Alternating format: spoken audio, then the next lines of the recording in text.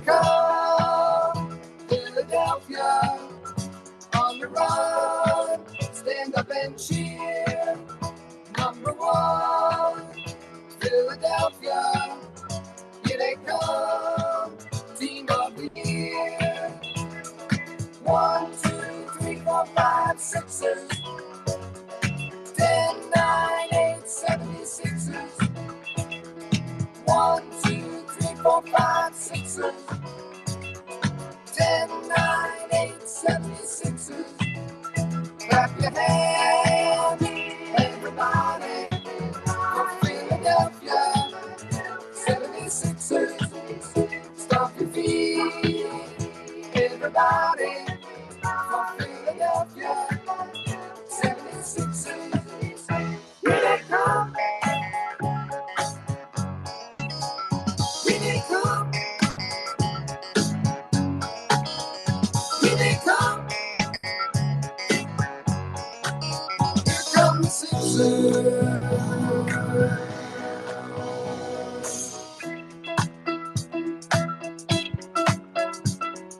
Good morning, everybody. It is Wednesday, November 23rd.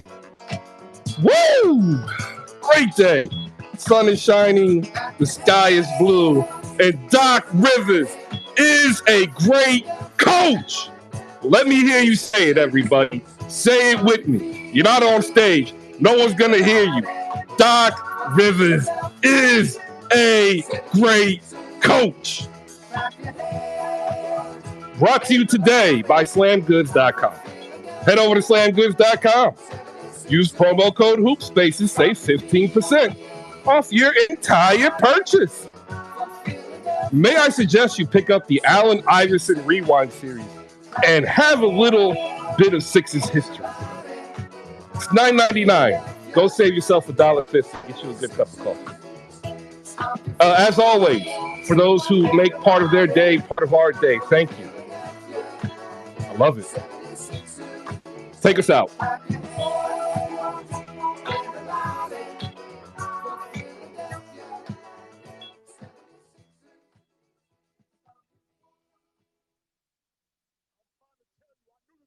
Before it was happening. But I already knew what was coming to me. I have another hat on to say I told you something. Good morning, everybody. Wednesday, November 23rd, the day before Thanksgiving. And I am thankful. I am thankful for you showing up today to talk some basketball. 4 games last night. We'll get to it. A huge I told you so. Oh, man. Today's going to be great. Get those hands up. Please like and retweet the show cards. Got some news up there as well. I'll be back in 5. I have another hat on to say I told you so. All right. Good morning, everybody. You know the deal. You know what to do. The very first tweet, that's the show card. Like and retweet it. Show us some love so that we can continue to grow one day at a time. And if you also look up top, there's going to be some news here, ladies and gentlemen. Move Insoles is going to set up a package for us here at Hoop Spaces. So everybody give yourself a round of applause, because without you coming in every day, showing the support, like, this wouldn't happen. And this is why I ask every day that you please like and retweet the show card, because we are really trying to build a better basketball community where we all can come together and share our passion and be a better fan, right? That's what it's all about. And last night, there was no better chance to be a fan for a team without their 3 top players, with the coach who's much maligned, always made fun of, with the team that has all their stars back. They're on the upswing. That is right. My 76ers, your 76ers, they were victorious against all odds yesterday, 115-106 over those Brooklyn Nets, spoiling the return of Ben Simmons. Also, Sacramento light that beam, 113-109 over the Memphis Grizzlies. Ja Morant opened his mouth to Malik Monk. Malik Monk iced the game. Ja Morant had a shot, and he missed. Detroit They beat the Denver Nuggets without Cade Cunningham. We will talk about how bad a loss that is. And then the Phoenix Suns dispatched the Los Angeles Lakers.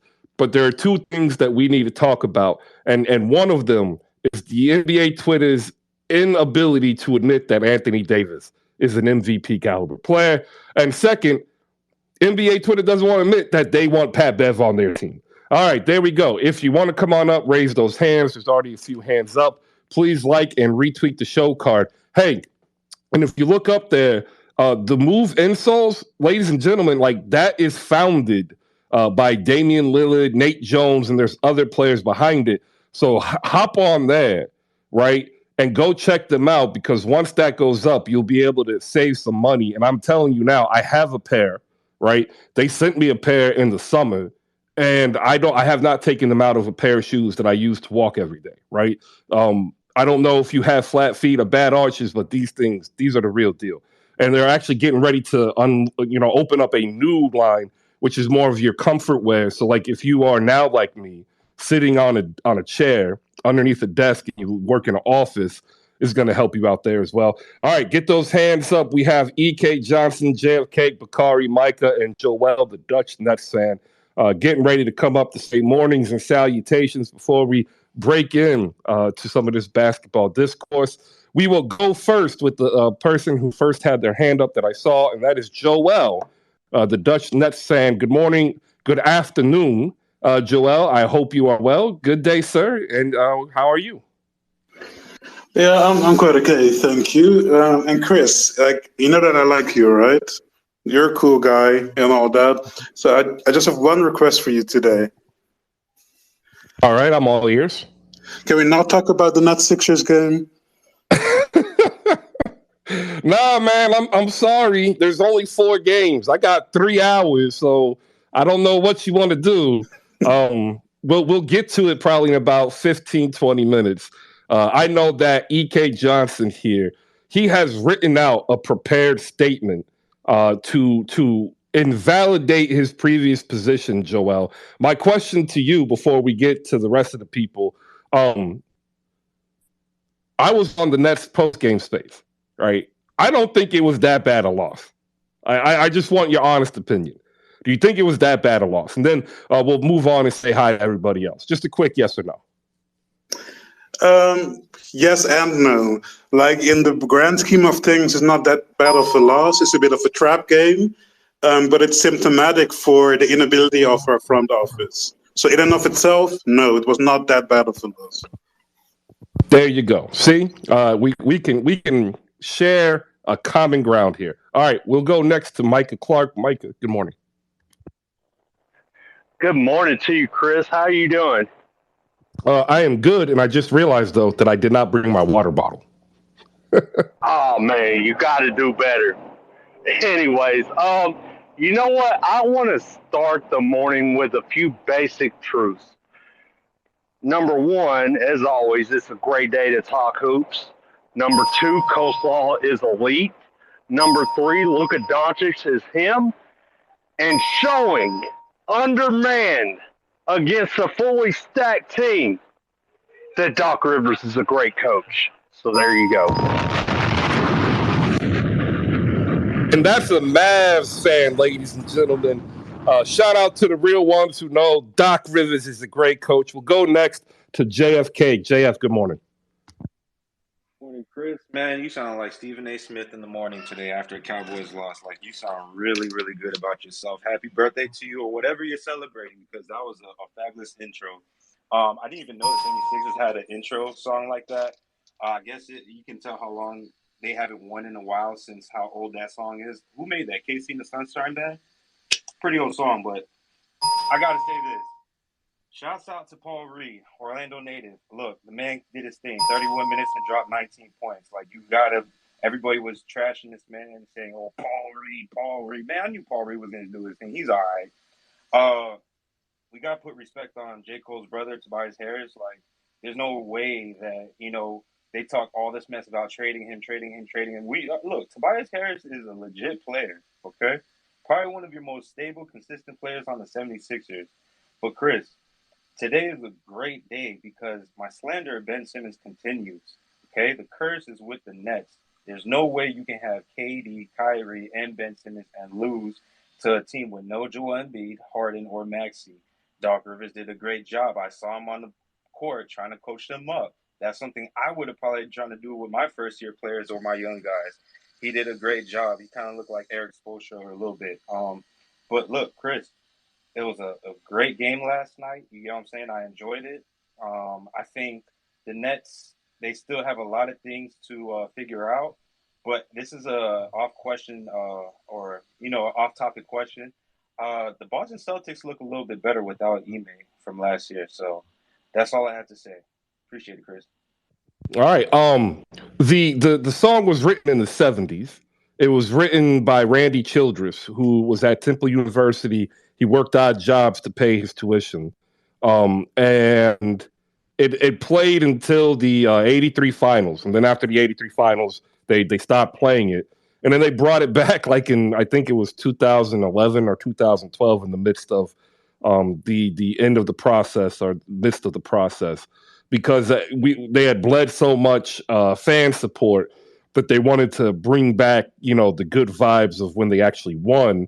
And then they played it pre-game, right? And now they play it post-game as a victory song. There we go. So now you got the history of it.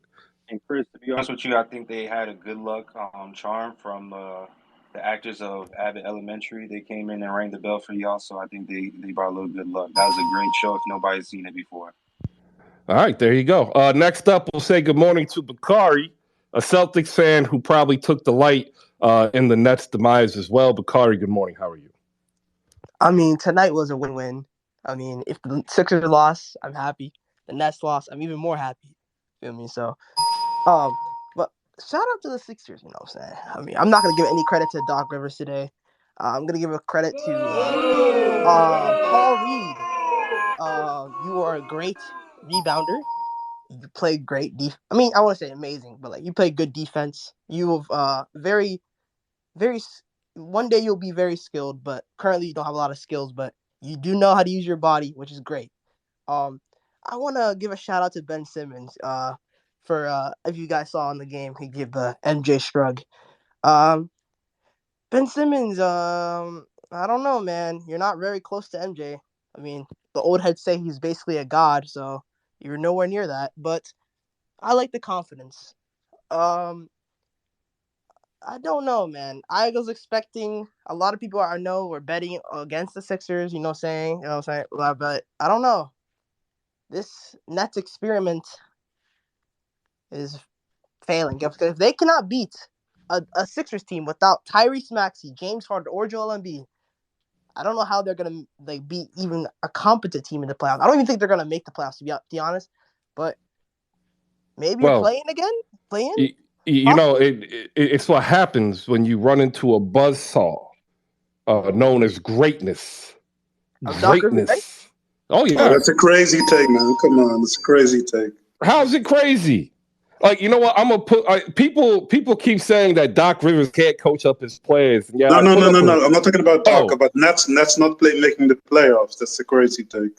Oh well, he's a Celtics fan. Like that's what he specializes in. I mean, this team so far is not looking too good. So they can't be an injured.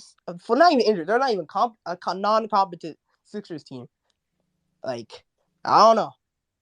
Their best player is probably, I don't know, not PJ Tucker, probably Montrezl Harrell currently, or Shake Milton.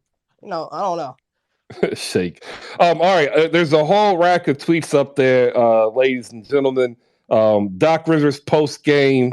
We've got Nate Jones blessing us with some news that looks like we'll be getting another sponsor.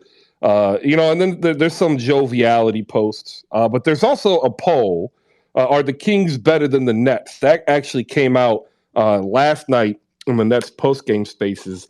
Eddie Gonzalez of the boardroom actually was in there, and that's where that came from. But if you look at the very last one that I put up there, people keep saying Doc Rivers doesn't coach up his players, right? Yesterday, Mark was here, and he's telling you, and I've said it before, when they show the coaches, it's timed because they're not supposed to show what the coaches are actually doing when they're coaching. So like I watch most of my games in the quad view here, and you see Doc Rivers actually coaching. So like, can we please put to rest that Doc Rivers cannot coach and does not coach? Because like that's all he was doing yesterday was coaching, and he did a masterful job, masterclass by Doc Rivers. All right, we are here. We have Jose. We'll go to him. We've got Malika Walker of the Rewind Pod and EK's prepared statement from last night's altruistic event. The cathartic NBA need of the Nets' loss was so great that it propelled the Sixers to follow the greatness of Doc Rivers to victory. Jose, we'll say good morning to you. We'll say good morning to Malika, and then we'll get EK's written statement. Thank you, everybody. Good morning. Good morning, Chris. Good morning to everybody in the room. I don't really have a basketball take. I have more of a basic announcement, I guess. When it comes to living in everyday life, we shouldn't fear going out to, a local event, a club, a Walmart. Over the last couple of days, there's been 2 mass shootings involving LGBTQ A plus. I think that's a proper term, but also last night at Walmart there was a mass shooting as well, and then I also seen some shootings going on in Philly. Just a lot of trauma, a lot of pain going around on in the world, and I'm just thankful to be here today and speak on the platform. And I hope that everybody utilizes this day to love another human being and show respect and be kind to another. It's not always easy with the social media because every opinion is amplified. Every voice is given a platform to basically say whatever they want to say. And sometimes we just have to be generous, courteous, and have the wherewithal of what we put out into the universe, into the ethos. So that's all I really wanted to say. My basketball takes will come later regarding the Dallas Mavericks on 77 Spaces. So if you want to hear me again, join in later. But yeah, right now I don't have nothing else to say on basketball. All right, there you go. 77 Spaces later on today with Jose, Speak On It, Rolo, and Jazz, a.k.a. Scanner Sultan. Make sure you come through and pull up. Like the community we've been able to put together helps people through these tough times. And I'm not going to lie, like you can't avoid it, right? Like we do our best to provide a space where you can come in and share. It's cathartic. So I do want to thank Jose for being able to come up and speak his piece to make sure that everybody hears that as human beings, we love you, we accept you. Let's be the people that we can be to make a better world. We'll go to Malika Walker next. Malika, good morning. Did you call my name yet? Yeah, I just did. Okay, I didn't get the horns at least. You were about to, but then I thought you might thought that was just a little bit too much after last night. No, yeah, exhausted and not feeling all that great today. But yeah, last night was pathetic. That effort was just wasn't there. Like there is no defense for what I saw on the floor last night from the team itself. Defensively, where was the identity? We have no offensive identity. Utah wasn't there, and you had Nets fans talking about the need for Utah, who's on the unguaranteed contract. Like, he's outplayed his contract by far, but we had Katie and Kyrie on the floor. And Ben, like, it shouldn't be a need for a player on a non-guaranteed contract. I just think that's unacceptable. Like, this team is underperformed consistently. What gives me promise is the switch the Boston Celtics made the second half of the season. Who knows? Maybe we'll see that with our team. But I felt like coaching failed us with those rotations. I All right. felt the team failed us on the defensive end. Where was the offensive You, identity? I you know know. that it was just supposed to be a good morning. Not a Oh, breakdown yet. It's been a night other though. people talked about the game, so I Well, figured that. I know. I know. You're good. No, okay. Keep going. No, it was just an inept effort for the Nets all around. I think extremely disappointing. But, we move. I mean, hopefully, they turn this around. But last night, they just didn't have it anywhere. Kyrie didn't look like he was really engaged. I mean, for a period in the third, he was making an effort, but I think he's still working through some issues. I didn't like what we had. Joe Harris playing the four portions of the game. What the hell is that? Like, why was he in that position? And his shooting percentage was We'll get inept. there. Like, I just, We'll get there. there's just so much that was wrong that, um, the experimentation shit. I mean, um, Jack Vaughn, sorry. I mean, it's an inside joke and that's fans. We call them other names. Yeah. But what We'll was we'll, what was that? we'll So get there. that's what I wanted to make sure that I got out there. There's no defense for that. Yeah, we'll get there. It was a rough night for Jacques Vaughn. Definitely a rough night. Like what was funny is I remember watching his press conference where he was like, "We're gonna live in the factual world." Right? Like we're gonna keep it basketball. We're gonna keep it facts. And I'm just sitting here like, bro, that is not the way you say. This is gonna be bad. And now it's gonna come back to bite him because when we look at it factually, there were some real bad errors made by the Nets coaching staff. Like there's just no way getting around it. E.K. Johnson is here on stage. He has a prepared statement. I'm expecting some tongue in cheek and some denial of the greatness that is Doc Rivers. EK, good morning. How are you? Good morning, Chris. Good morning, Hoop Spaces. First of all, can you hear me okay? I can hear you very, very well. I do Wonderful. want to give a shout out down below. Next Kingdom AJ is in the building, ladies and gentlemen. Make sure you shoot him a follow so you can get some more Nets content over there on YouTube. Shout out AJ from Nets Kingdom, and Saint will probably pop through here in a minute or two. Okay. So, in regards to the unfortunate event that happened last night, I have a definition for everyone in the space, and that definition is hope. Hope, a feeling of expectation and desire for a certain thing to happen, and or a feeling of trust.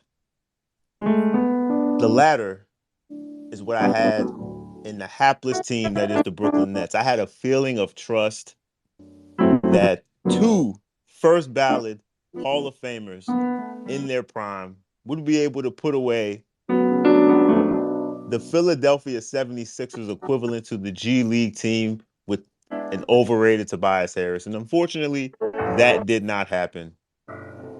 We can talk about how Joe Harris played 23 minutes and went 1 for 8 and looked like a cone on defense. We can talk about how Ben Simmons played 32 minutes, had an 11-point double-double with 7 rebounds. We can talk about Kyrie Irving's 31, Kevin Durant's 37. The entire team deserves the Tony Snell Award because it was all cardio. 16 for 32 from 3. That's what they gave up. They also got out-rebounded 49 to 35 because they're small as all get out. But there is a silver lining for people who understand and know the truth. Because all of the 76ers fans, and believe me, I've heard from all of you telling me that Glenn Rivers is a great coach because of last night. Hope has now been elevated in the eyes of 76ers fandom. And that same hope is what I will feast on when Glenn Rivers eventually fails with Joel Embiid, Tyrese Maxey, and James Harden. You know what I realized that last night, Chris? Even when I lose, I don't lose. Because although last night was great for 76ers fans and 76ers Twitter, there is no excuse now. When you get your three guys back, there is no excuse for a flame out in the first round, for a flame out in the second round. There is no excuse. So congratulations that you have hope to hold on to tomorrow, just for it to be eventually snatched away in the near future. Good morning, everyone. See, the only problem with that is we're 76ers fans. We already know our heart's going to be extricated from our chest. Ladies and gentlemen, give E.K. Johnson a round of applause. Oh, wow. Another Joe Harris brick right through my window. Shout out to T-Rexy. We deserve it. Bring it on. Killer Gaddafi, late second entry here on stage. Killer, good morning. How are you? Hey, what's up, Chris? Hey, I'm here getting my car inspected, and I was like, yo, let me hit this room up after the embarrassment. Bro, so bad. Look at that. The Nets loss was so bad. It's impacted his cell signal. You hate to see it. All right, ladies and gentlemen, 115-106 Philadelphia over the Brooklyn Nets. KD had 20 points on 9 for 14. Kyrie Irving, 23 on 10 for 18. Ben Simmons, you already heard, 11 and 11 double-double. Royce O'Neal, 39 minutes, led the actual game in minutes played. 11 points, 7 boards, 6 assists, 2 blocks, 4 for 4. He had some bad turnovers. But the reason why he had bad turnovers was, for whatever reason, they put him in a position to be a ball handler. And he's I mean, in a pinch, he can. That was a coaching failure. Yeah. In a pinch, he can. Like, he was used that way in Utah, but he was used that way off the bench in Utah. He was never charged with bringing the ball up on the starting unit. Joe Harris, I mean, we talked about this last night in the net spaces. He has a reconstructed ankle. He missed the whole year. It's similar to like Ben Simmons and Wiseman. Like 30, 40 games is what's going to be needed. And if you don't know by January, if he's not back, then you got to move on.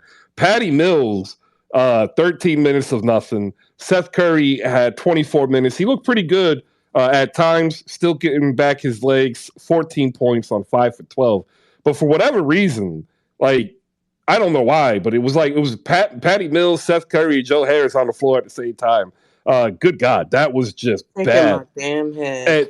And that is actually when the game turned. Like, Brooklyn had seized momentum, right? Like, they were up, and I was ready. I was saying, all right, here it is. They're going to get like a good 8-0 run, maybe a 10-2 run, and then they're going to start, separating.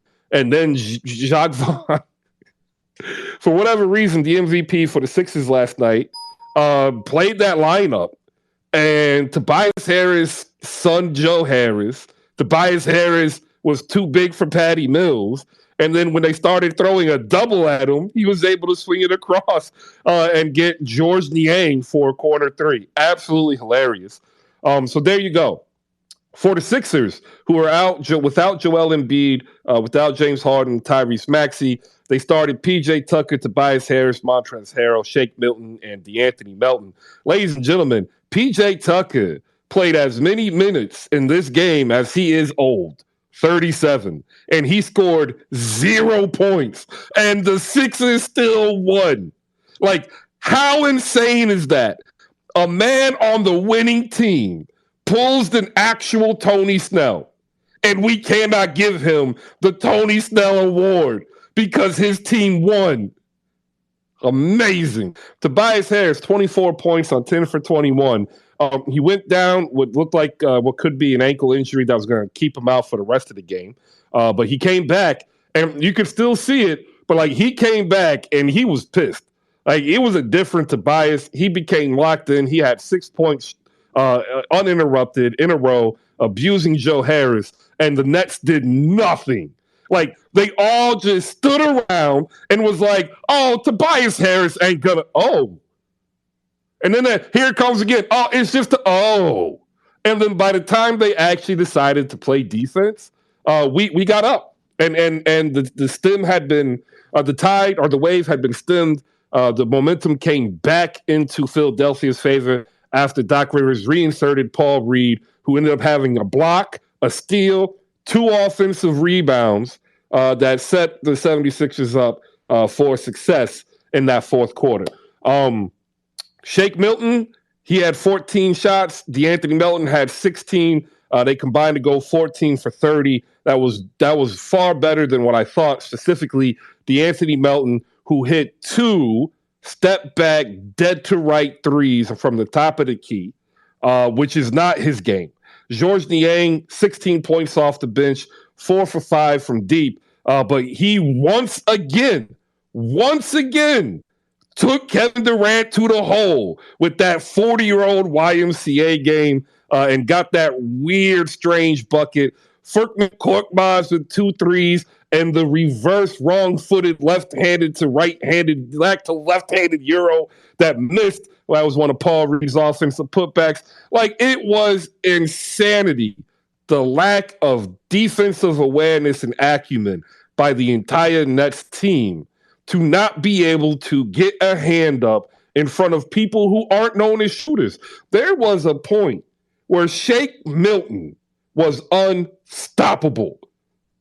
Like, Patty guarding me? Let me go in. Oh, Curry guarding me? Let me go in.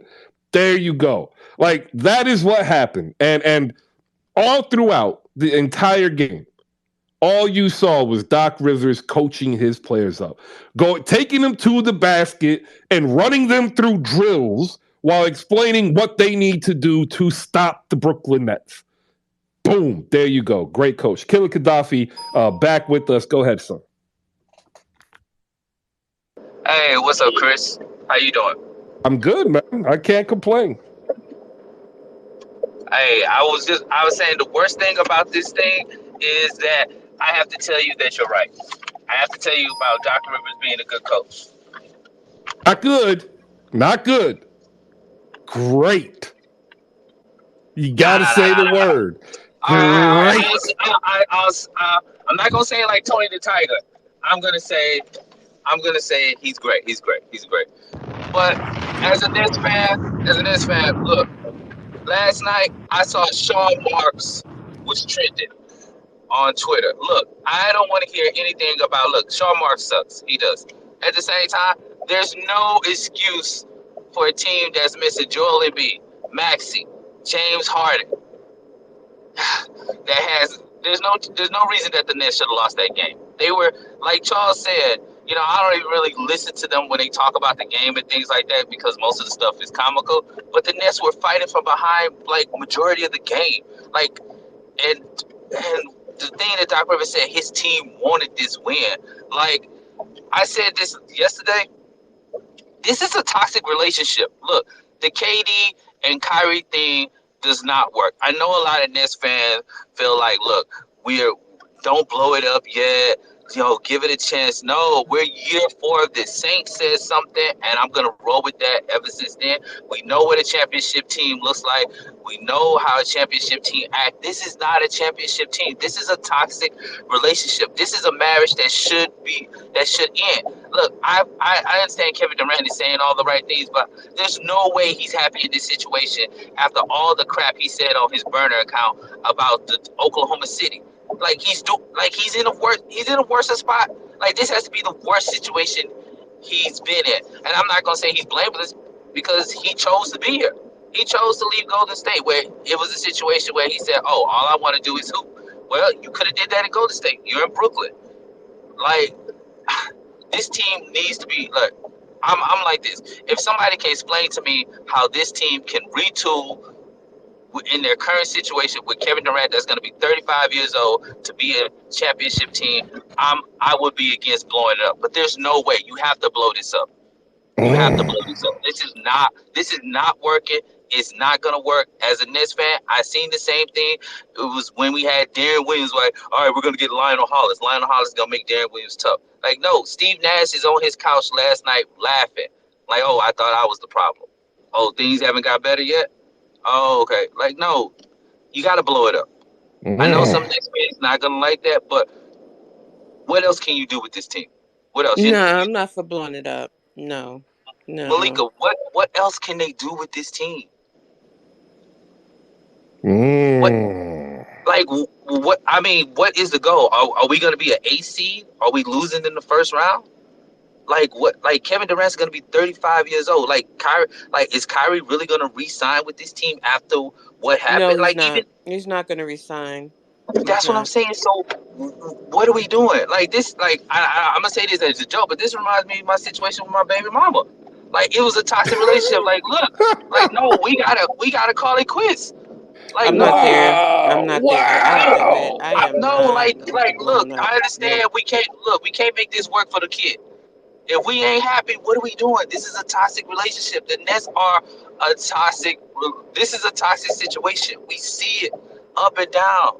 Like I understand, I get it. There's a lot of Nets fans that don't want to blow it up because they don't want to suck. They're like, no, we got Kevin Durant. If you got Kevin Durant, you got to do something. You got to retool. But it's like holding on to hope, though, man. Sometimes, look, there is no hope. I hate to be that person. Sometimes it's like, look, this is just what the situation is.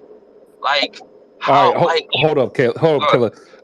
It's up there. All right, Nets fans saying blow it up. If you see that tweet, do me a favor, retweet that tweet or quote tweet it. There's a poll attached to it. I'm gonna put the poll up here as well. Do you think Killer's right? Is it time to blow it up? Vote. Get that vote out there. I want to hear what your thoughts are. Go ahead, Killer. Wrap it up so we can get to Joel, Micah, and I'm going to bring in Jonathan so we can get some more Sixers talk. Okay, the only reason I say blow it up right now because this is this year right here. The Rockets suck too, and the Rockets, they have the right to reserve to, take our pick or whatever. This is one of the few years in the deep draft supposedly where we both can suck. And the Rockets likely would suck worse than us, and they're not going to, take our pick or anything like that. Like, Kevin Durant is only getting older. Like, it's a situation where you have a lot of teams that might see, like, all right, Kevin Durant, cash it in. Like, what are we – like, I feel like if we wait too long, then what? It's like when the Nets held on to Kevin Garnett because they're like, all right, we're going to have Kevin Garnett. Oh, we're still going to compete. How? With Darren Williams and Kevin Garnett? Like, no, I've seen this story before. And Malika, and I always say Malika knows way more about basketball than I do. But I know she's been a Nets fan longer than me and everything like that. So you've seen this right here. I know a lot of us don't want to go back to where it was, but what else can you do in this situation? Well, we'll get there. We'll get there. We'll get there, Killer. Look, I said it last night. Like, to me, they are Joe Harris' average game away from winning this game, right? That's one. If you want to go on the Philadelphia side, like if you thought Georges Niang, DeAnthony Melton, and Shake Milton were going to go a combined 20 for 41, like I would have said, put down the MD 2020, right? Like it was not necessarily a bad loss by the players. Right, I'm all on the bad loss from the coaching staff, though. Like that, there's some things in there that were just inexcusable. We'll go to Joel, and then we'll go to Micah, and then we'll get in Jonathan here as we talk some 76ers and Doc Rivers greatness. Joel, go ahead. Yeah, so thanks for bringing some sanity to the discussion, Chris, because, I do think that we overreact. And, at the end of the day, I feel 9 times out of 10 when people cry for blowing it up or rebuild after a loss, that it's just emotion talking and it's not really, doesn't really have to do with what the actual situation is. Like at the end of the day, there was an aberration yesterday what happened shooting-wise for Philly, right? And just as much as we didn't need to get that high after we destroyed the Sixers by 30 points in March, we didn't need to get that high after that because we still got swept by the Celtics after that game. We shouldn't also get that low, after a loss against the G League team, right? Like in the grand scheme of things, over an 82-game season, you're going to have these kind of aberrations. So in and of itself, like I said at the start, of the Hoop Spaces today, in and of itself is really not that bad. What makes it bad, and I want to make a quick comparison to FC Bayern Munich, which is, I think, one of the best-run sports organizations on the entire planet. After they got rid of their coach, they gave the assistant coach the interim job, and they won 6, 7, 8 games in a row.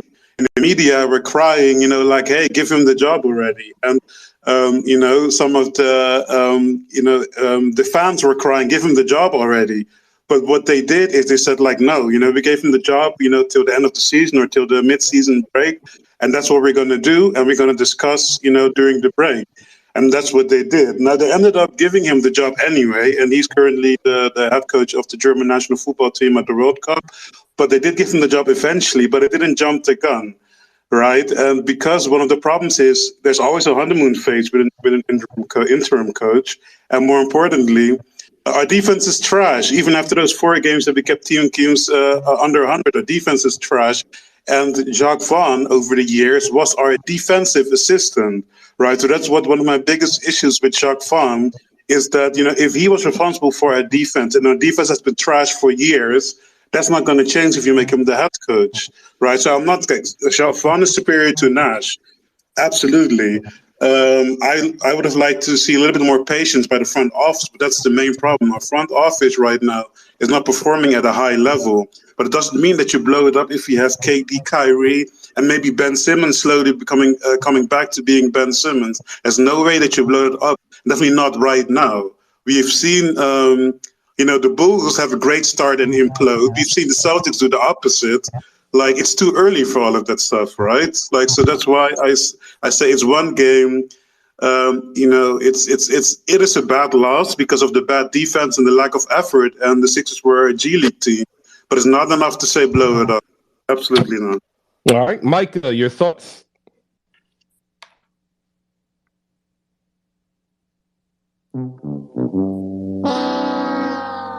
Very deep perspective, Mike. We appreciate it. Oh, hold up. Yeah, I was having to unlock my phone. My bad. Man, hey, you stole my thunder a little bit ago, Chris, because I was about to make the joke. Is it a coincidence that Tobias and Joe share the same last name? Because he definitely sunned them. But, man, as a Mavs fan, I'm sorry. I'm seeing that team in Brooklyn. It is a generational talent surrounded by three-point specialists that don't play good defense. And I don't know where we go from here, and I don't know where they go from here. Because it looks exactly the same. That's what, I thought it was funny. People were trying to say, well, y'all wouldn't want to trade THJ and Bertans for Ben Simmons? Y'all are crazy. Why would they do that trade? They have 4 of those guys. Why would they want to have 6? So there you go. A really, really fun and interesting fact from this game, ladies and gentlemen. The 76ers had 4 blocks, and Paul Reed had 2 of them. And the Brooklyn Nets had 13 blocks. Listen to that. They had 13. Every starter had at least 2 blocks, including Kyrie Irving. Kyrie, 2. Durant, 2. O'Neal, 2. Claxton, 3. Simmons, 3.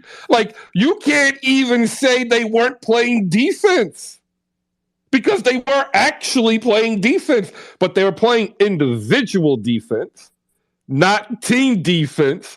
And that is because they don't have the greatness of Doc Rivers, who conversely had 0 individual defensive players because Matisse Thybulle went out in 3 minutes. and didn't play the rest of the game, and then focused on entirely team defense.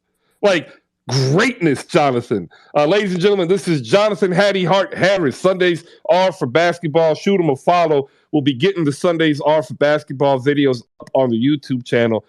John, you really got to hook up with Justin Patton, our YouTube coordinator, so we can get that up there for the good people down below. A lot of people were saying that this was going to be an emphatic L for both Doc Rivers and the 76ers. And yet, here we are, 115-106. Your thoughts on last night's game? What's up, Chris? What's up, Who Spaces? What's up, everybody? Listen, guys, listen.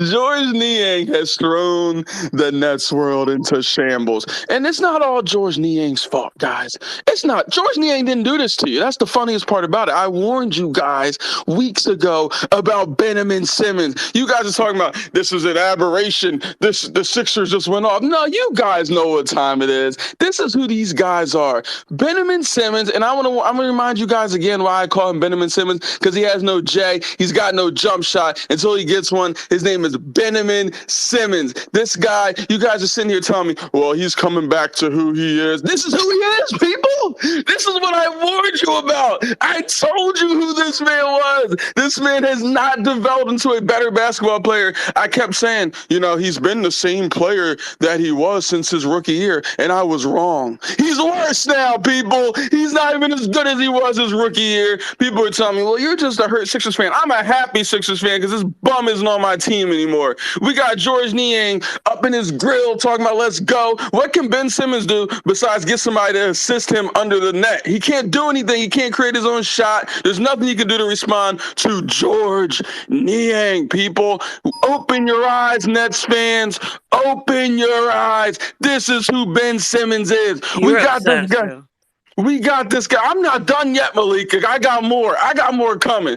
This guy, Kevin Durant, who everybody told me was better than the best player in the world, Stephen Curry. Kevin Durant, he was the finals MVP. Kevin Durant. What has Kevin Durant done without Steph Curry? Somebody let me know, because he's supposed to be the best player in the world, right? He's supposed to be the best. He's supposed to be the best scorer in the world. Somebody, when I'm done, I want y'all to let me know what he's done without Stephen Curry. What has this man won without Steph Curry? Please let me know. And last night, when Georges Niang got in his space, after hitting that, y'all saw the little floater he hit on Kevin Durant when Kevin Durant was smiling and he hit that midi. What did Georges Niang do? Bam, right back into your face.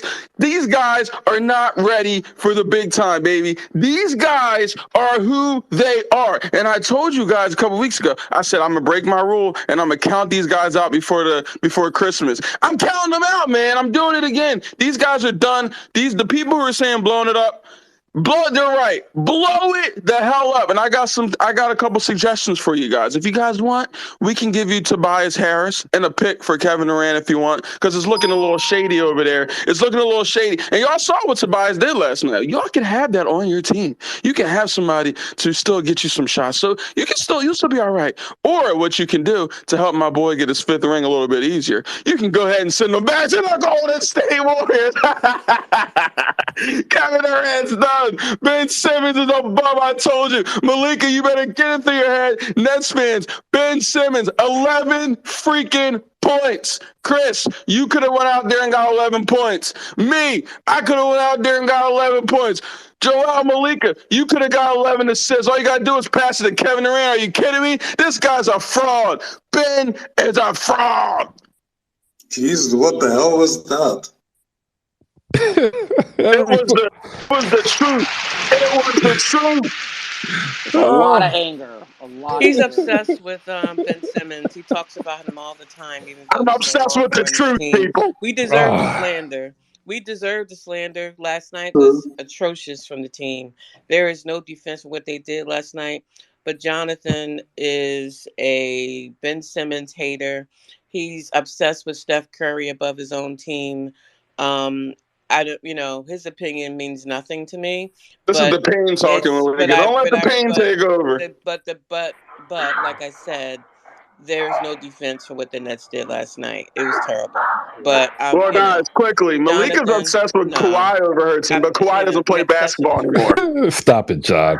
Are you outside? Kawhi doesn't play basketball anymore, so she can't get at it. That's got to be a like, first. You know, like, and the Ben Simmons, are you sticking pins in a doll? Like, I'm just curious. Real quick, shout out to Jose. He's pointing it out. How you gonna talk down about KD, but then say send him to Golden State? Like I'm gonna give Jose a point. That was a good pickup. We've got Killer Gaddafi. We're gonna get his thoughts real quick and reply. Then we're gonna talk about what do you want to see from the Nets as a Nets fan with Malika Walker. Jasmine has joined the stage, as has JB Fortis, and I'm assuming JB might have a Brooklyn rant of his own as well. We'll go to Killer Gaddafi, keep it 60. We'll pop over to Malika Walker so she can expand upon her thoughts about whether or not to blow it up and what she sees is wrong with Brooklyn and more specifically Jacques Vaughn. Then we'll hit up Jasmine for a good morning. And we'll hit JB's rant. Killer Gaddafi, floor is yours. Go. All right, I'm going to be real quick. I'm just responding to Joel. Joel, this is not an emotional. I'm not saying blow it up after one game.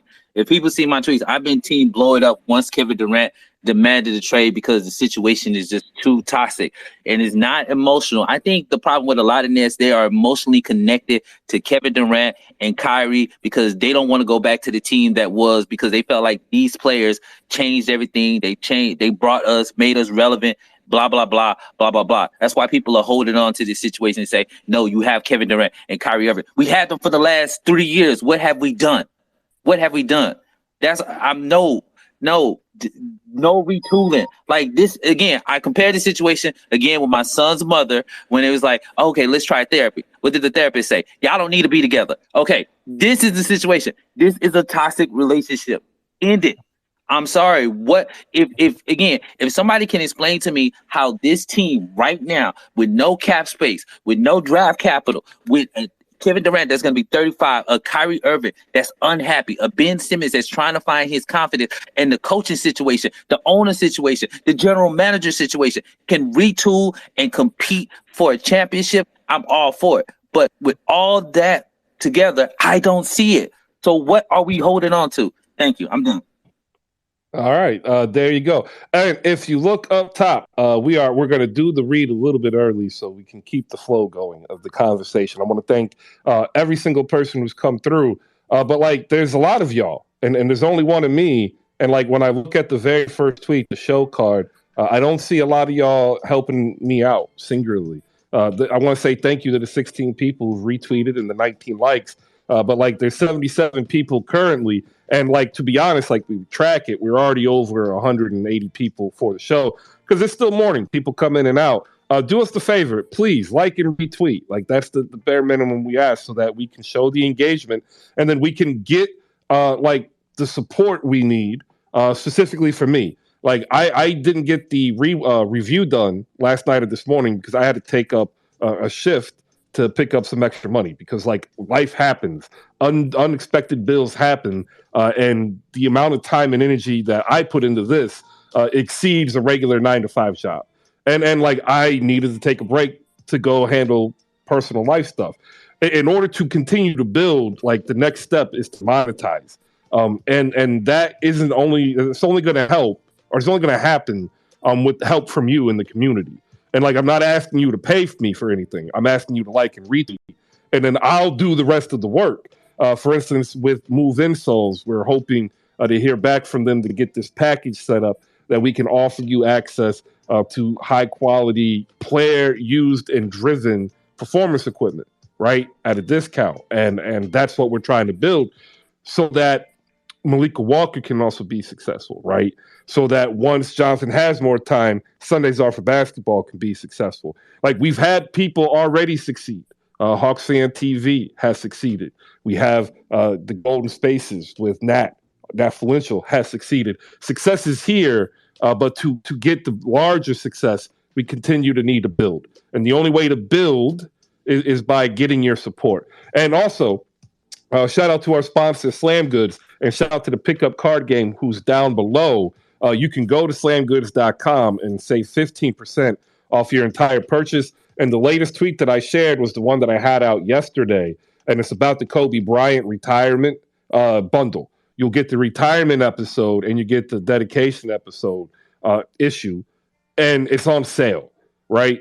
They're already sold out of the trilogy. They're not going to get another set until after the new year. So if you have a Kobe fan in your life for Christmas, like, this is the gift. Get them this. It's that simple. Slamgoods.com, promo code HoopSpaces. Check out all the other apparel and collectibles that you can enrich your life with and express your fandom.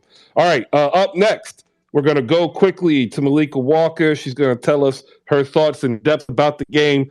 We have Jasmine, and we have the rant from JB Fortis up on cue. I want to say thank you to everybody who has supported. Appreciate y'all. Malika, take it. Well, I don't agree with Killer to blow it up. I'm not there yet. And maybe I'll get there, but at this point, I've been a Nets fan for a long time.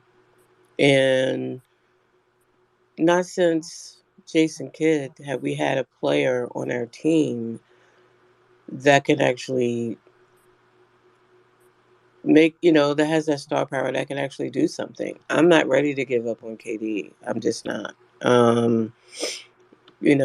Long suffering here. And, I've suffered long and I'm not there. But in terms of what can we do, well, we can learn how to play team defense. We can do that. That can help us. Our players can get healthy. Ben can continue to make strides. That'll help.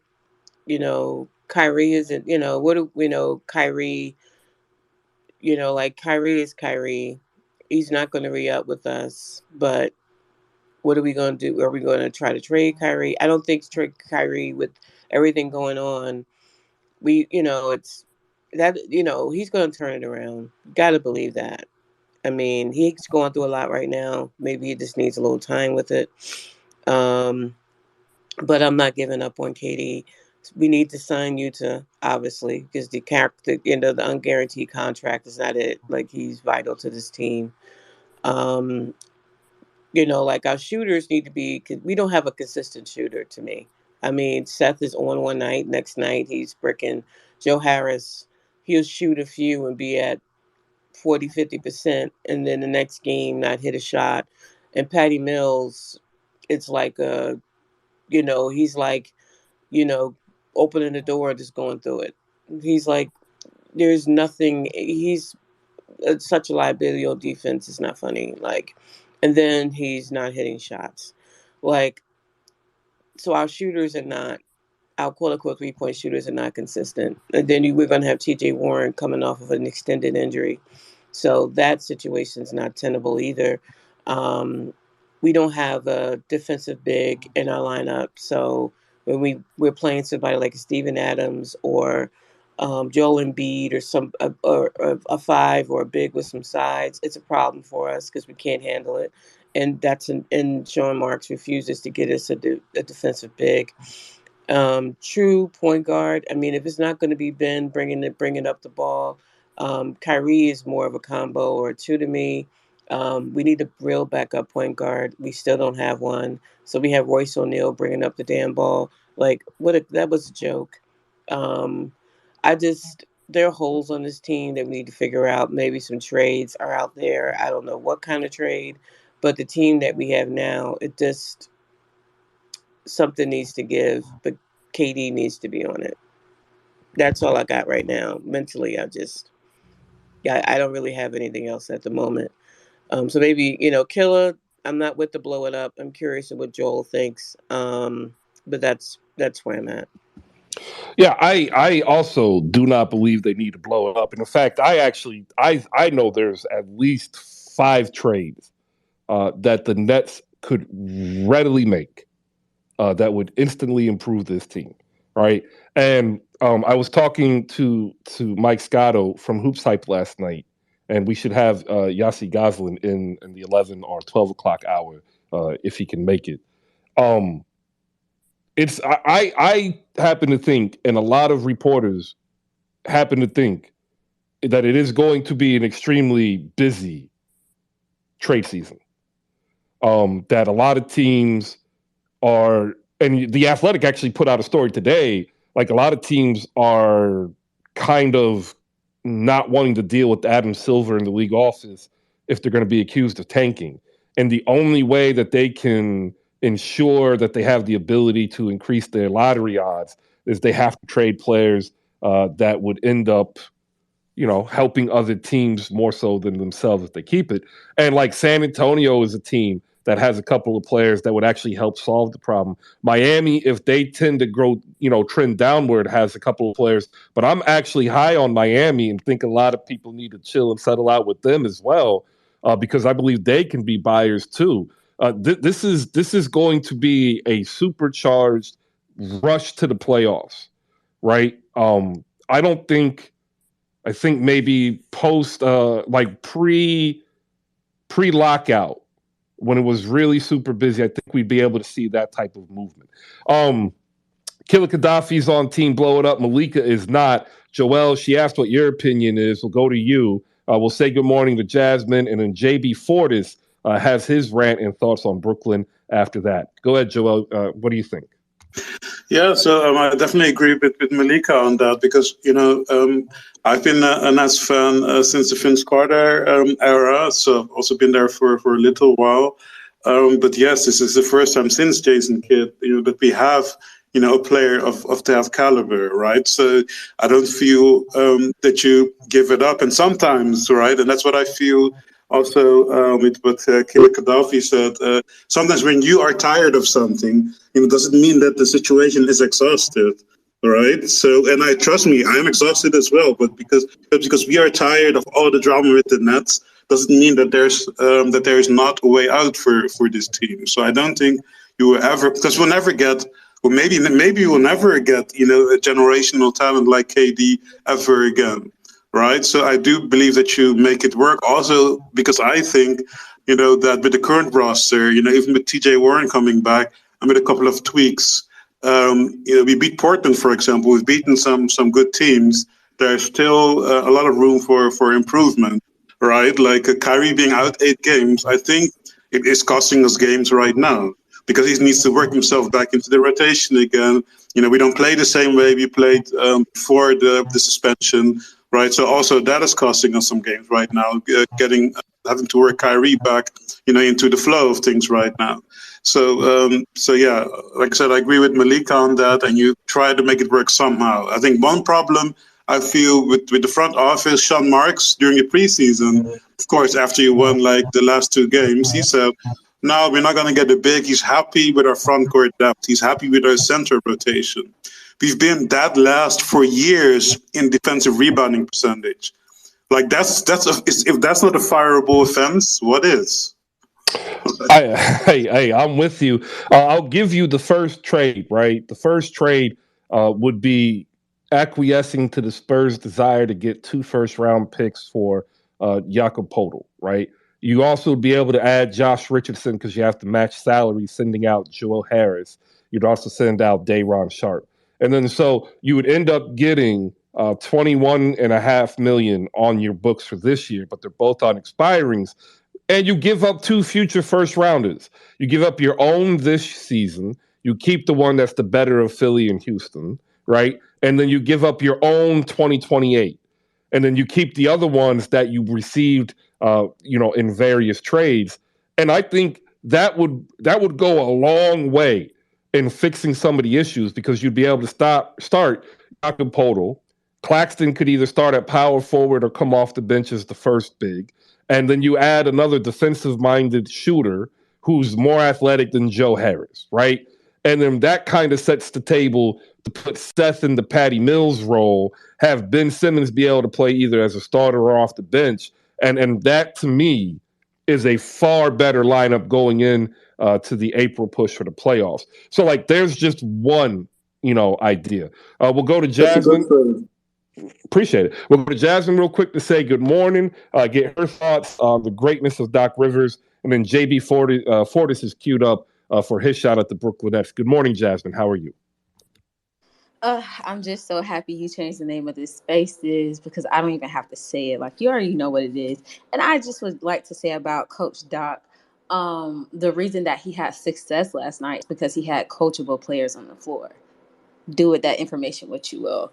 As far as the Brooklyn Nets, I don't think they should blow it up. And I think one of the reasons why the Nets tried to go at the Ime Udoka was because of what he was able to do with the Boston Celtics locker room and basically like lock them in the room for a day, get them to talk it out and come to like some kind of conclusion to win, which kind of solidified them like going to the finals and the contracts that they're going to have coming up in the next couple of years. So I think the same thing has to be done with the Brooklyn Nets from a leadership standpoint when it comes to the head coach now.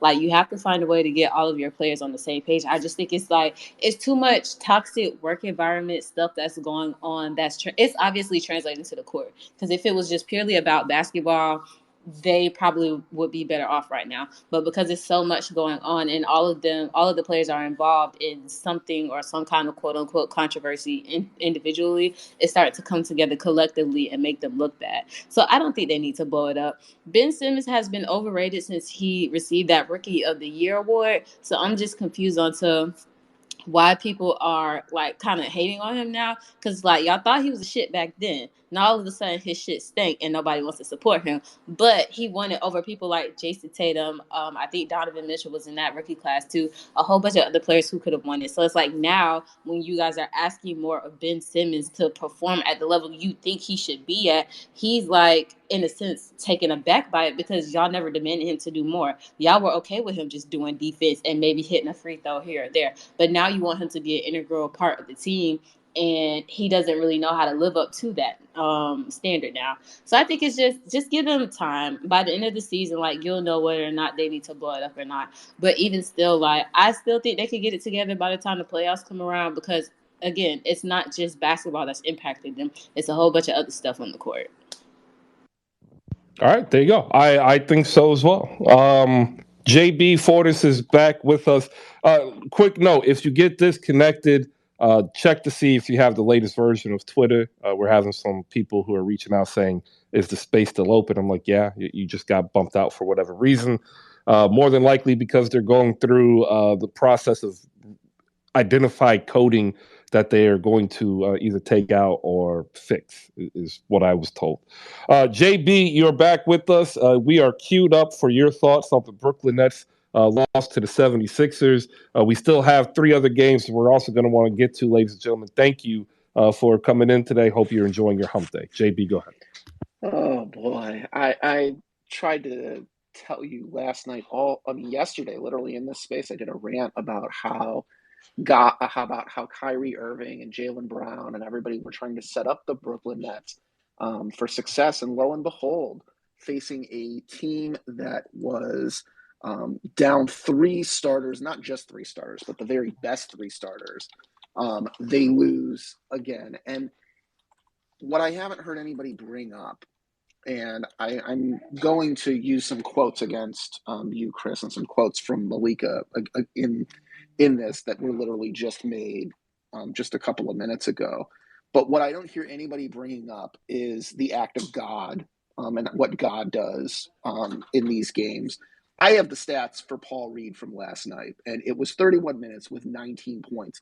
Amazingly, I have the stats of Paul Reed the last games before that. That would be 12 minutes for 2 points against the Timberwolves and 12 minutes from 2 points. So what brought out this amazing performance from Paul Reed? And don't tell me that it was the extra minutes, because I can bring up DeAnthony Melton. DeAnthony Melton, great player. Last night, 22 points, amazing game. But yet the game before that, 37 minutes, only managed 19 points. The game before that against the Bucks, only 10 points. What brought out this amazing game out of DeAnthony Melton? The only player on the 76ers to keep his scoring and to keep the expectations is the one that you might imagine is the one with the highest profile. Certainly the one with the second highest contract that played for the 76ers last night, and that would be PJ Tucker, who continued his streak of 0 points on 0 for 6, continued his 0 points on 0 for 1 against the Timberwolves, 0 points for 0 for 1 under the Bucks. And if I were to pick a player that had the most connection to this players association conspiracy that I'm pushing, it would be PJ Tucker. And that's why he performed the way he did. But God got involved last night. And it's okay. God got involved. And that's why the 76ers, who were depleted by 3 players, had suddenly these breakout performances against the Brooklyn Nets, who represent everything that is bad with basketball. And I'm going to use a quote from Malika, which is that you need a big man, a defensive one that is big and that takes up space and that can play on the defensive end. You had one of those in Jarrett Allen. You need a point guard who can distribute the ball and who is thriving. You had one of those in D'Angelo Russell. You need an intelligent coach and not a figurehead, not somebody like Jock Vaughn. You had one of those in Kenny Atkinson. You finished fourth the year before you got Kevin Durant. Fourth in the East the year before you got Kevin Durant and Kyrie Irving. You finished seventh the next year after you started to revolve your team around the star power. The reason that your team is struggling isn't because of any one individual thing. It's that you've changed the approach from the top down, from an organized team basketball to a heliocentric, we're revolving around these stars of Kyrie Irving, of Kevin Durant, and supposedly of Ben Simmons. But I knew where you were trying to get to with James Harden. It's the same point. The same point applies, that when you revolve around stars, as opposed to revolving around a team, when you prioritize the star above the team, you should just expect a fall to earth. And that's what's going on. And that's okay. Like, there's a lot of teams that have done that. But I will remind you what Chris said. And I'm not talking about how you can go to hoopspaces.com to get the Kobe Bryant trilogy bundle and save 15% off if you use the code slamgoods.com. If you use the code hoopspaces, you'll get 15% off that Kobe Bryant trilogy bundle. I'm talking about what Chris said in the end when he said that the only way to build is with your support. And that whole sentence rings true for the Brooklyn Nets. The only way that they are going to get out of this is to support each other. And so any trade that you're looking to make isn't about bringing people in. That's the wrong way to do it. The right way to do it is to either A, send people out, or B, and much better, to gather around, to come together as a team, to humble yourself and recognize that you're not the star you were, Kevin Durant. You're not the star you were, Kyrie Irving, since you banked that shot home in the finals 6 years ago. What you are is you are a member of the Brooklyn Nets. And the Brooklyn Nets will either fall as a team or they will rise as a team. They will not rise as individuals. All right, there you go, ladies and gentlemen. JB Fortis, host of NBA NFL Now, here on Spaces 8 a.m. You can hear he is ready for the smoke from Brooklyn fans. If you want to check him out in the morning, by all means do so. I love it. I love all points of view, but I will tell you this: if you watch the game, and I have the video up there, that was not an act of God. That was great coaching. Every dead ball timeout, Doc Rivers was coaching his ass off. Like, there is no ifs, ands, or buts about it. The dude got up after calling a timeout, after seeing his team give up an easy layup, right? Got even James Harden involved in street clothes, telling them exactly what they did wrong, showing them the drills that they do in practice that would stop it, and getting them to lock in and focus in again. Like, Paul Reed has had games like this. This is why they've been high on him. It's actually why they didn't actually go get another combo big/wing. Is they view him as a long-term project who's starting to pay dividends now, right? Tobias Harris was doing this since he was a Clipper. The issue that we have is we attached his current production as a fourth option, best third option to a contract, right? Like, I'm not taking anything away from what you're saying because that's what you believe. That's cool. I'm making sure that people hear these words. Doc Rivers did his job exceptionally well last night, right? Well, then if you're going to say that, then I will simply ask you one question. Do you think that Ben Simmons would have been responsive to the kind of coaching that Doc Rivers delivered last night? No. And what does that say? That says that Ben Simmons needs a coach who isn't a player's coach that will allow a player to get away with their worst instinct. Settling. That's the truth about Ben Simmons. is he settles. It's what always made me upset as a Sixers fan because I see the talent. I see the potential. I can see that meshing with his athleticism. The only thing holding it back is he's always default to settle. You have to piss him off to get him sometimes to just engage. Like, if you haven't watched Ben Simmons his entire career, go back from his rookie year. Like, you'll see him settle then. The difference was the NBA hadn't caught up. The NBA is now bigger and faster than when he won Rookie of the Year. Like, they're popping out 6'9" guards playing small forward. We got Nikola Jovic down in Miami who's going to be a problem, who's 6'10", can put it on the floor and shoot. Reminds me like a less efficient Rashard Lewis at the moment. Hell, you have Paul Reed, 6'9", with 6'9", 210 pounds, scoring 19 points in 31 minutes. And to be honest, when he starts hitting threes, because like that's what they're really working on, like he is the Trevor Ariza of this era. He can guard 1 through 5. If he can extend to 24, 25 feet and give you 2 for 5, like you're looking at a guy who will walk in, give you 18-8, maybe 3 steals, maybe 2 blocks. It's a well put together young core that they failed at developing at the rate we need. That's the problem with the Sixers. The problem with the Nets isn't anything but just bad timing and a whole bunch of outside noise, right? Like, just imagine if Kyrie had simply played, quote, the game and said, I did not mean to offend. I apologize if I offended anybody. That's one sentence. Imagine if he said that the instant there was blowback and he doesn't get suspended and miss 8 games.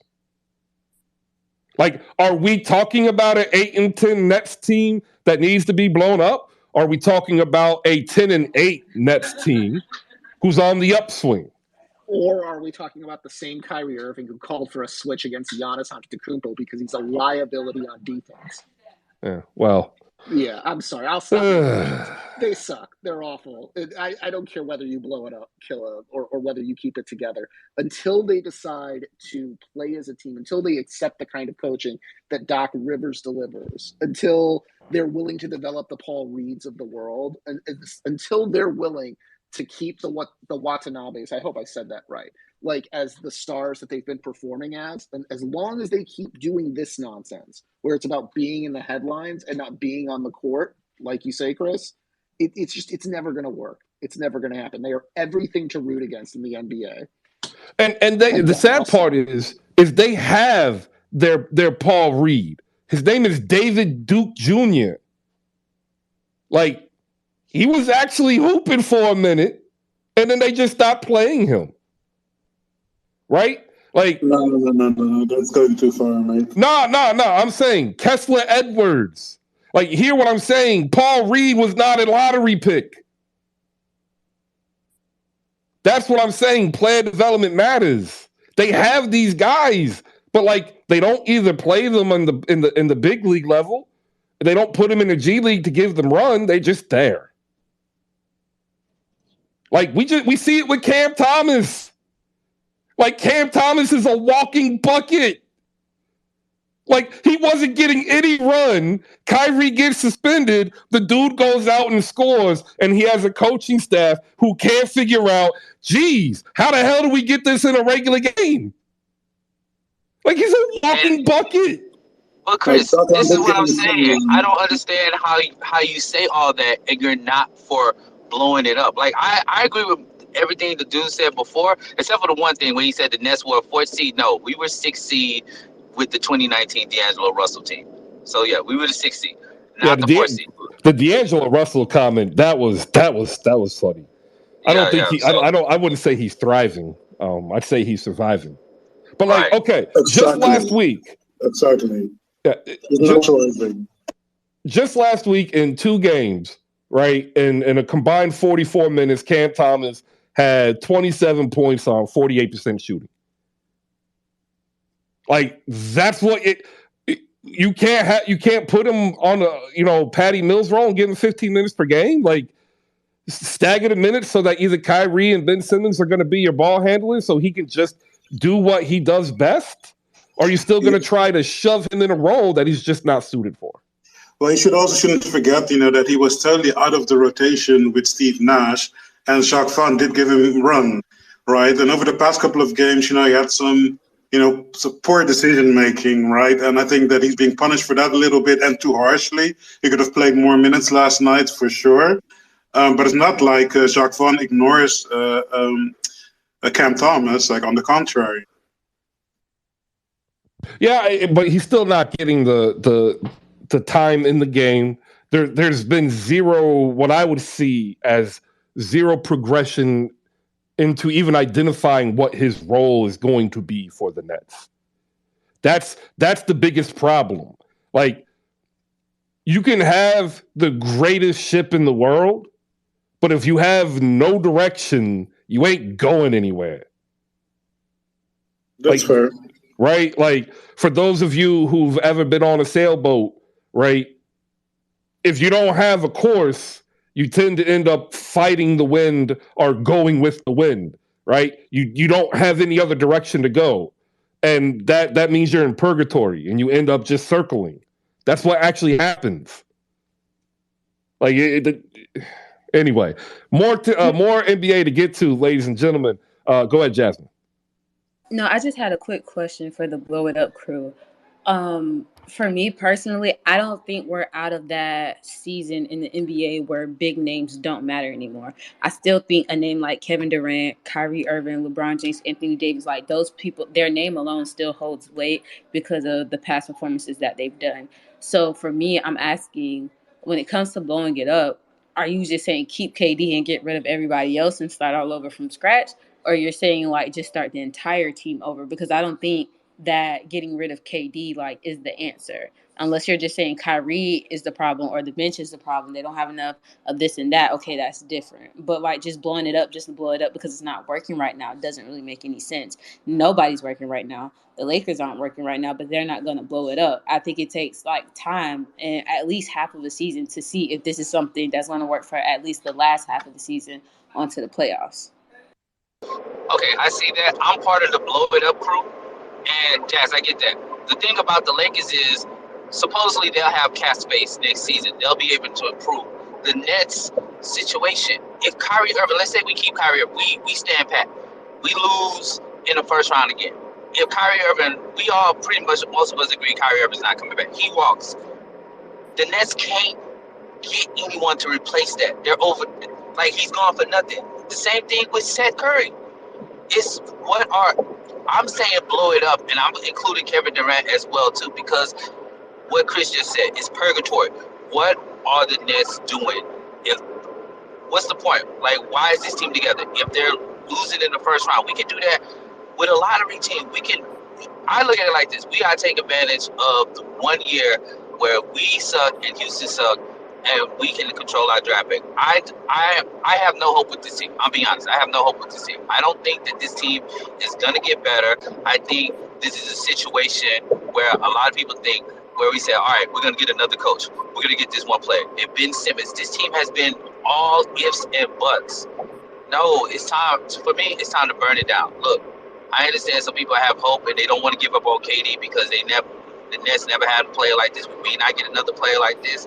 But that's the emotional attachment I feel to it. That's like, all right, we need to do the most logical thing. They're not going to win the championship. The Nets are not competing for a championship. So why are we keeping this team together? Just to be a first-round exit? Yeah, but you believe that, but the Nets don't believe that. Like the Nets are playing for a championship. Like you don't believe that. Like most people don't believe that they're a contender. But I assume that the front office thinks we are a contender. They put this roster together, so they better believe in it. Wait. So wait. You think a team that fires their coach mid-season that deals with all the drama that the Nets doing. That's all. Okay, how many times have we talked about the Nets don't have a big, where Darren Sharp is your backup center? Come on now. You think that Well, they really feel? to be fair, all right. Kevin Durant is going down a career path similar to Julius Erving. Like he will be productive for as long as he plays in this game, right? And you can use it's like Dirk too in Dallas. There's value there, and you can compete there if you can build properly. Now, the cap situation in Brooklyn isn't that bad, and they have the assets to be able to move off contracts and essentially have what the Lakers have going into the offseason, where the only two max contracts they'll have on the books is Kevin Durant and Ben Simmons, right? This is not hard. Joe Harris's contract is only erroneous now because it's in the beginning of the season. It's expiring at the next year. Like if we wait to the deadline, he's a buyout candidate or an empty contract for the other team, and that provides value. Like the idea of blowing it up would be if Kevin Durant, come Christmas, says, "I'm done. Get me out of here. I'm sitting," then you can blow it up. But as long as Kevin Durant wants to put on a Nets jersey, like you build around Kevin Durant. Everybody else, including Ben and Kyrie, need to understand that they are not Kevin Durant. And the moment that they understand that they are not Kevin Durant is the moment they understand that they need to change their game to accentuate Kevin Durant. And then if you accentuate him, you can then finish building around him. Instead, Sean Marks went ahead and built a team around Kevin Durant and Kyrie Irving. You can't. You got to choose. You have to choose. And the choice is Kevin Durant. So, if this is, in my mind, going to be successful, what this is Kyrie Irving needing to understand he's into the second phase of his career. And he needs to take that part more seriously. Right? He needs to do what Mike Conley did, who's extended his career in Utah, as opposed to doing what, let's say, Russell Westbrook has done, which is stay himself. Like that's the story no one's really talking about. Because when you put it that way, you're like, you know what? Yeah, I would rather have the team build around Kevin Durant. I would rather have Kyrie Irving supporting Kevin Durant, not trying to get KD and Kyrie. Like that's how the LeBron teams worked. It wasn't LeBron and Kyrie, it was LeBron.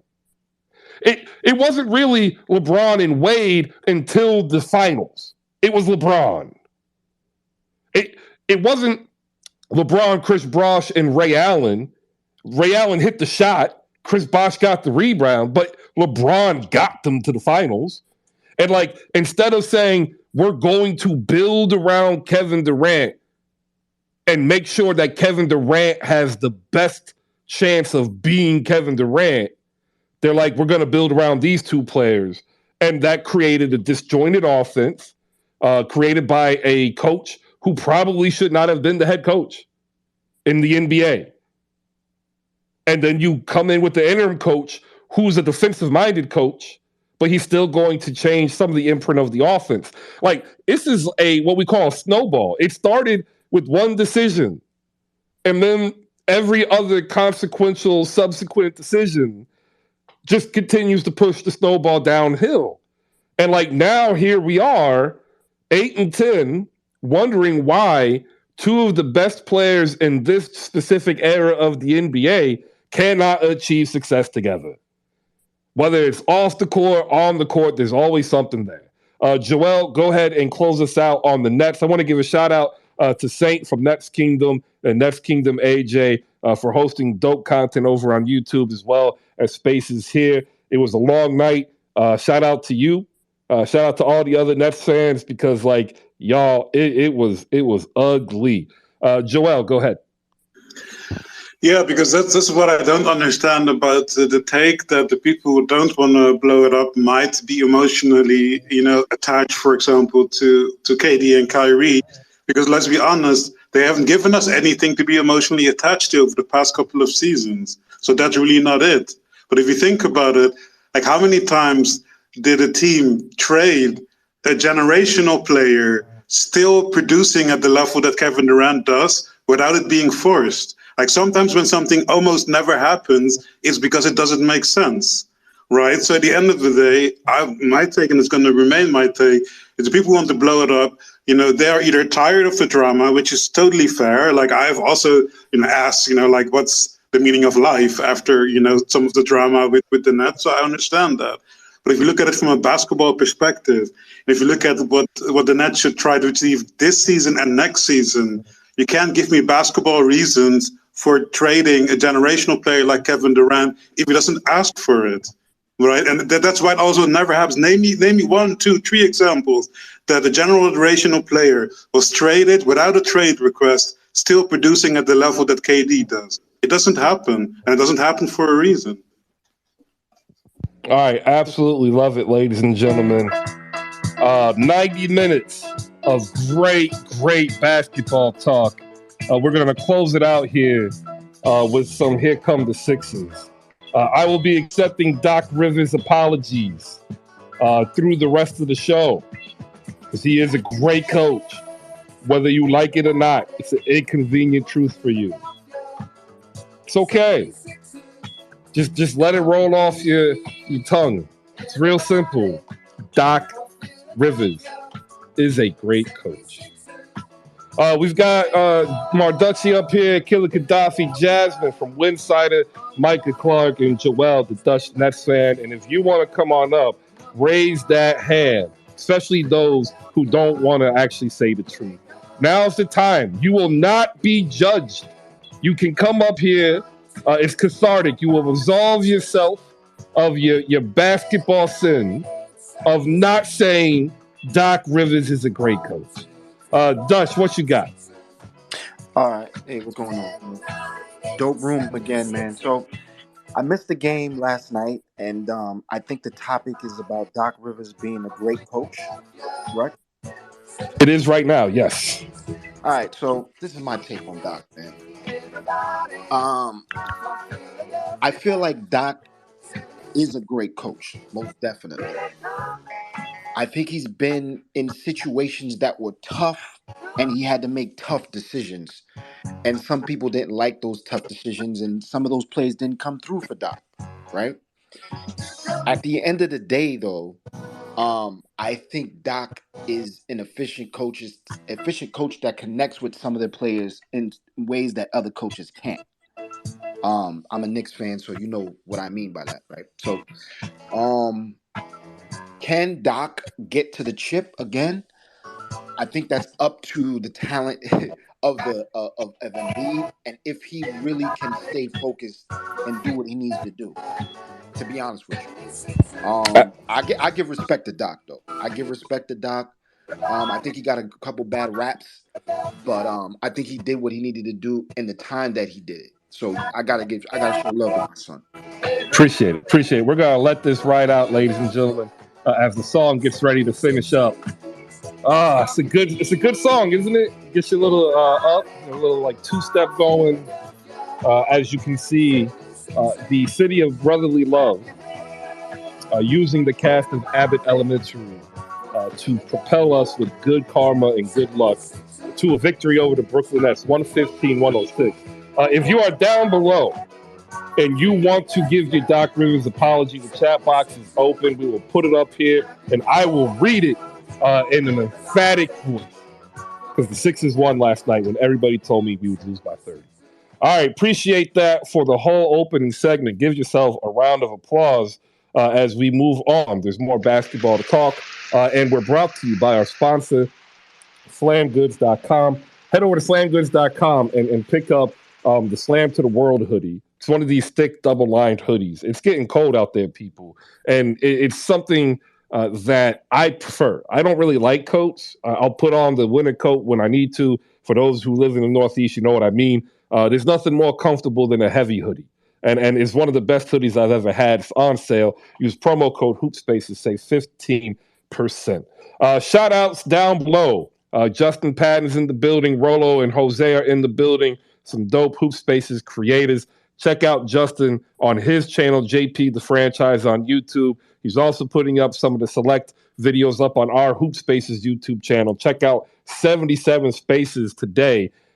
If you need some Pelicans fans on your timeline, Rels Pels is in the building, host of the Pels and Whistles podcast on the Leave Network.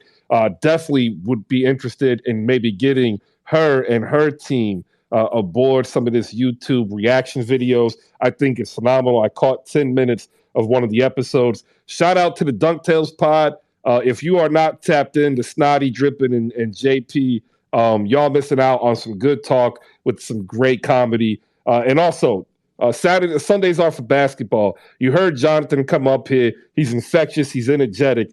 His take on basketball with comedy, we'll be getting that up there as well. All right.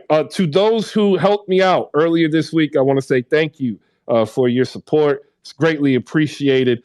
I don't particularly share a lot, but we actually ended up having basically a water leak, and it's a grip.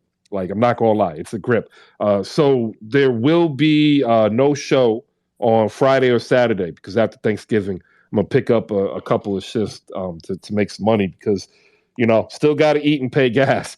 So the next step in terms of growing Hoop Spaces, ladies and gentlemen, is starting to look out for some good creators who want to follow a simple format to chase a dream that we are all chasing as content creators, covering the sport we love. That's getting ready to come soon. There's also some other stuff that might be coming as well. I'll get one of the polls out there. I've been approached by a few apps about doing, these watch parties. I've been approached before in the past, and I said no for the most part because, I'm used to now watching basketball in a different way, and I don't particularly know how it can translate to these watch parties. But I'm gonna sit down with a couple of them over the course of the holiday weekend to get more information to see if we can work something out. So we might be looking at a return to a show that I ran on Clubhouse that was super successful called NBA Game Time. Dutch remembers it. It would go on from about 10 to midnight. If we had other hosts, they would keep it open. And it'll give you your live running recap and reaction. It'd be ability to me to answer questions as I talk with ex-players and reporters to get their thoughts and parse them in words so they don't get in trouble. That's how the media game works, apparently. And we'll be bringing that back possibly. So I'm going to get this poll out. Would you attend, a Hoop Spaces? I don't want to call it a watch party, but we'll call it, NBA Game Time. Some other news and notes real quick. I had to not do the review. I had work. The review will be back in swing after the holiday as well. And it'll be a little bit different format as we will now open up the writing on website and we'll get that there and we'll actually reformat the review. So that'll still be going out once again daily starting next week. I just needed some time to set it up to make it easier for me to do. All right, there. News and notes, the boring administrative work that we kind of have to go through that we don't normally talk about. I wanted you to hear some of the things that we do on the backside to make this community work. All right. I know you'll come up one day. Work is more important. Get your paycheck.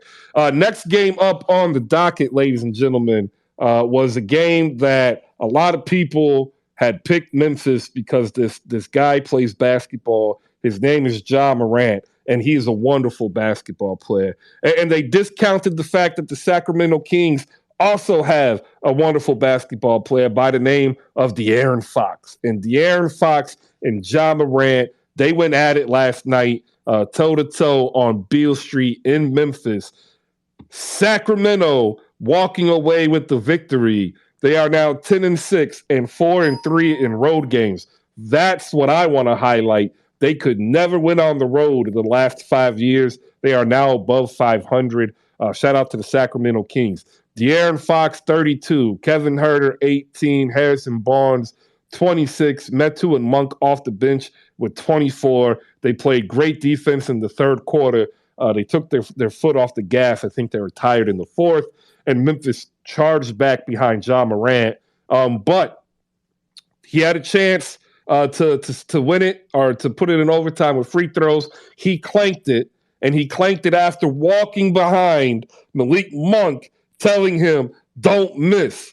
Well, Ja, next time maybe you don't go to Malik Monk and tell him don't miss, right? Like, worry about the game and not about Malik Monk. We'll get your thoughts on it. Let me give you the Memphis byline. Ja Morant, 34-7 and 6 assists. Tripp is back. He is looking far better, faster than I thought he would. 22 points, 8 for 14. Still kind of allergic to rebounding. 5 blocks, though. So shout out Tripp coming back. Dylan Brooks, you know what? Like, it's time. Y'all need to sit the man down. He shot you out of another game. For all you Grizzlies fans who think that we don't hear you, I hear you. I hear you because I do put most of the lion's share of the loss on Dylan Brooks. However, I do say Ja Morant probably would be better if he could learn how to take a half step off and play some pick and roll with Steven Adams, because Steven Adams was a monster last night. 16 boards, 11 defensive and 5 offensive. But like they just can't get him in a pick and roll. Like he doesn't do it. But like if you could get Ja, right, to understand that more teams are worried about you and do a high screen where Adams can roll, you might find Adams more successful and create a better, lane for shooters, because they could not shoot last night from deep. 8 for 30, 27%. There you go. We'll go to Dutch first. Sack in Memphis. What you got? Yo, what's good, man? So this is my question, right? This is the number one question. Are the Kings as good as their record, or are the Grizzlies not playing up to their record, right? You said it. Your boy Ja Morant is dope. He's nice. But he goes 100%, and sometimes he misses opportunities, in my opinion, right? Dylan Brooks is good, but sometimes he's off. The Kings got a lot of potential with Fox, my boy.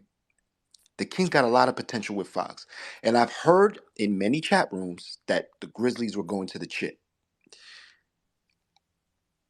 Potentially, but I think, in my opinion, Ja Morant has the same problem and then going down the path that Rose did by going 100% and possibly not seeing the light at the end of the tunnel. You gotta settle down a little bit, and no, you gotta play your game, but you gotta see the whole floor, right?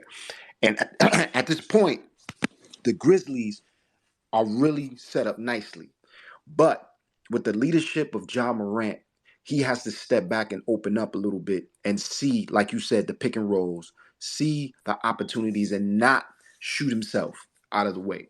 And sometimes I think his mind, his ego blocks some of his potential. On the other end, De'Aaron Fox has been bubbling for years. You know what I mean? Metu, did Metu, what his name, scored 11 last night too? Then you had Huerter with 18. And then you have Harrison Barnes. They kind of set up nicely, man. So I think the sleeper squads, I think they're 10-6. The sleeper squads like Sacramento Kings and stuff like that, with a person like Fox at the helm, creates a dope atmosphere for that team, man. On the other end, I think your boy Ja, man, he's dope, man, but he gotta settle down, in my opinion, man. He gotta settle down a little bit and let that talent speak for itself.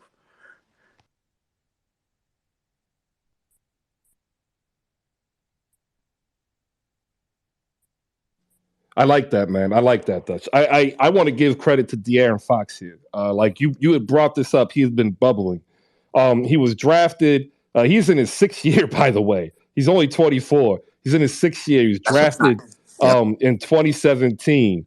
And he had a very rough rookie season, right? He started 61 games, couldn't get to 30 minutes, struggled with his shot, and was averaging like 11-5, right, or 11-4. And I'd already moved away from Sac, but like I still follow some of the people because I talked to the beat reporters when I lived there. Like it was so bad that even when he had a rebound year and was 17-7 and played every game but one, there was still talk that they were going to draft another point guard. And they ended up not. And then the next year they did. They drafted Tyrese Halliburton. So like every year he's gotten better. And then last year they decided to play both him and Tyrese Halliburton at the same time. And it just didn't work out because he needed the ball in his hand. It's the type of guard play he prefers. And like I remember when he was drafted, and I kind of laughed at this, but somebody had said if you had took the physicality of Eric Bledsoe and you put the speed and pace of Isaiah Thomas together, that would be De'Aaron Fox. And now we're in his 6th year. We're in 5 years where he's got the other contract. And what do you see? You see the physicality of Eric Bledsoe, and maybe not the quickness of Zeke, but you see a lot of speed in the game that's now starting to play under control. In 15 games, he's shooting 56%, 40% from three. I think that, that regresses, right? Like that does. He'll probably get down to 35. But he's also getting back up. He's at 6.5 assists. So, like, I like this. But see, the Kings also, they did something that was controversial. And they did something that was not Kings-like. Last year, they traded away Tyrese Halliburton. And they picked up Domantas Sabonis. And a lot of people poo-pooed the Kings on this move. They didn't think he could be a 5, and they didn't understand why they would give up Tyrese Halliburton. And for whatever reason, the synergy on the offensive end for De'Aaron Fox and Domantas Sabonis had worked almost instantaneously. It just they didn't have the players around them to shoot. So what did they do? They got shooters. The actual front office is new. McNair is over there, former Denver Nugget. They're like, okay, we have 2 players that can pass the ball, but we have 0 shooters. So they get Kevin Huerter, they get Malik Monk, they draft Keegan Murray, and all of a sudden you're looking at a Sacramento squad with shooters. Like, say what you want about Trey Lyles, but he can shoot. Like, that's why he's on there. And like now, they have a dynamic offense. The problem is they can't play defense. Like nobody's not going to score on the Sacramento Kings. Like it's bad, and that's their catch-22, right? That's it. If they can't figure out what the players they have, how are they going to improve the defense? Because the only move they have, right, is trading Harrison Barnes and Rashawn Holmes. That's it. That's it. No other moves are available to make an impact. Combined, they make $30 million. Like, do they go to Charlotte and say, we'll look, hey, what about Gordon Hayward? And pick up maybe Nick Richards? One of the young bigs, because they got so many young bigs now. Do they go and get maybe Josh Richardson and Jakob Poeltl from San Antonio? Or do they just let this play out because maybe they view themselves internally as this year's Washington Wizards, where they're going to sprint out to somewhat of a remarkable record, and then come Christmas time start working their way back down? And if that's the case, then they're going to choose to hold on to everybody and continue to build. But if they go into January thinking that they have a shot, look out. Because they got a dude who's not going to be afraid to pull the trigger in McNair. Memphis apparently desperately misses Desmond Bane. Like, go figure. Your thoughts, everybody, on a Desmond Bane-less Memphis team. They do not look like they have the same offensive punch because they have inconsistent shooters outside of Desmond Bane. Second part, their bench isn't as good this year as it was last year, and we understand that because they have a couple of rookies. But they are holding on to a couple of players that are also tradable assets. And I was wondering, do you think Memphis is just laying in wait to see which big star might become available so that they could make a huge package and get somebody in there to form a trio with John Morant, Desmond Bain, and not counting Jaren Jackson Jr. So like maybe a team such as the Miami Heat, if they end up tanking because of whatever reason. Could you see Jimmy Butler on Memphis? They have the ability to trade for him. Like, what would you want to see as an additive to Memphis to make them the championship contender that going into the season, a lot of pundits on TV and radio said they might be?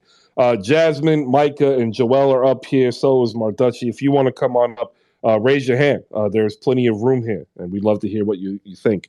Jasmine, what are your thoughts on the Grizzlies and the Kings last night?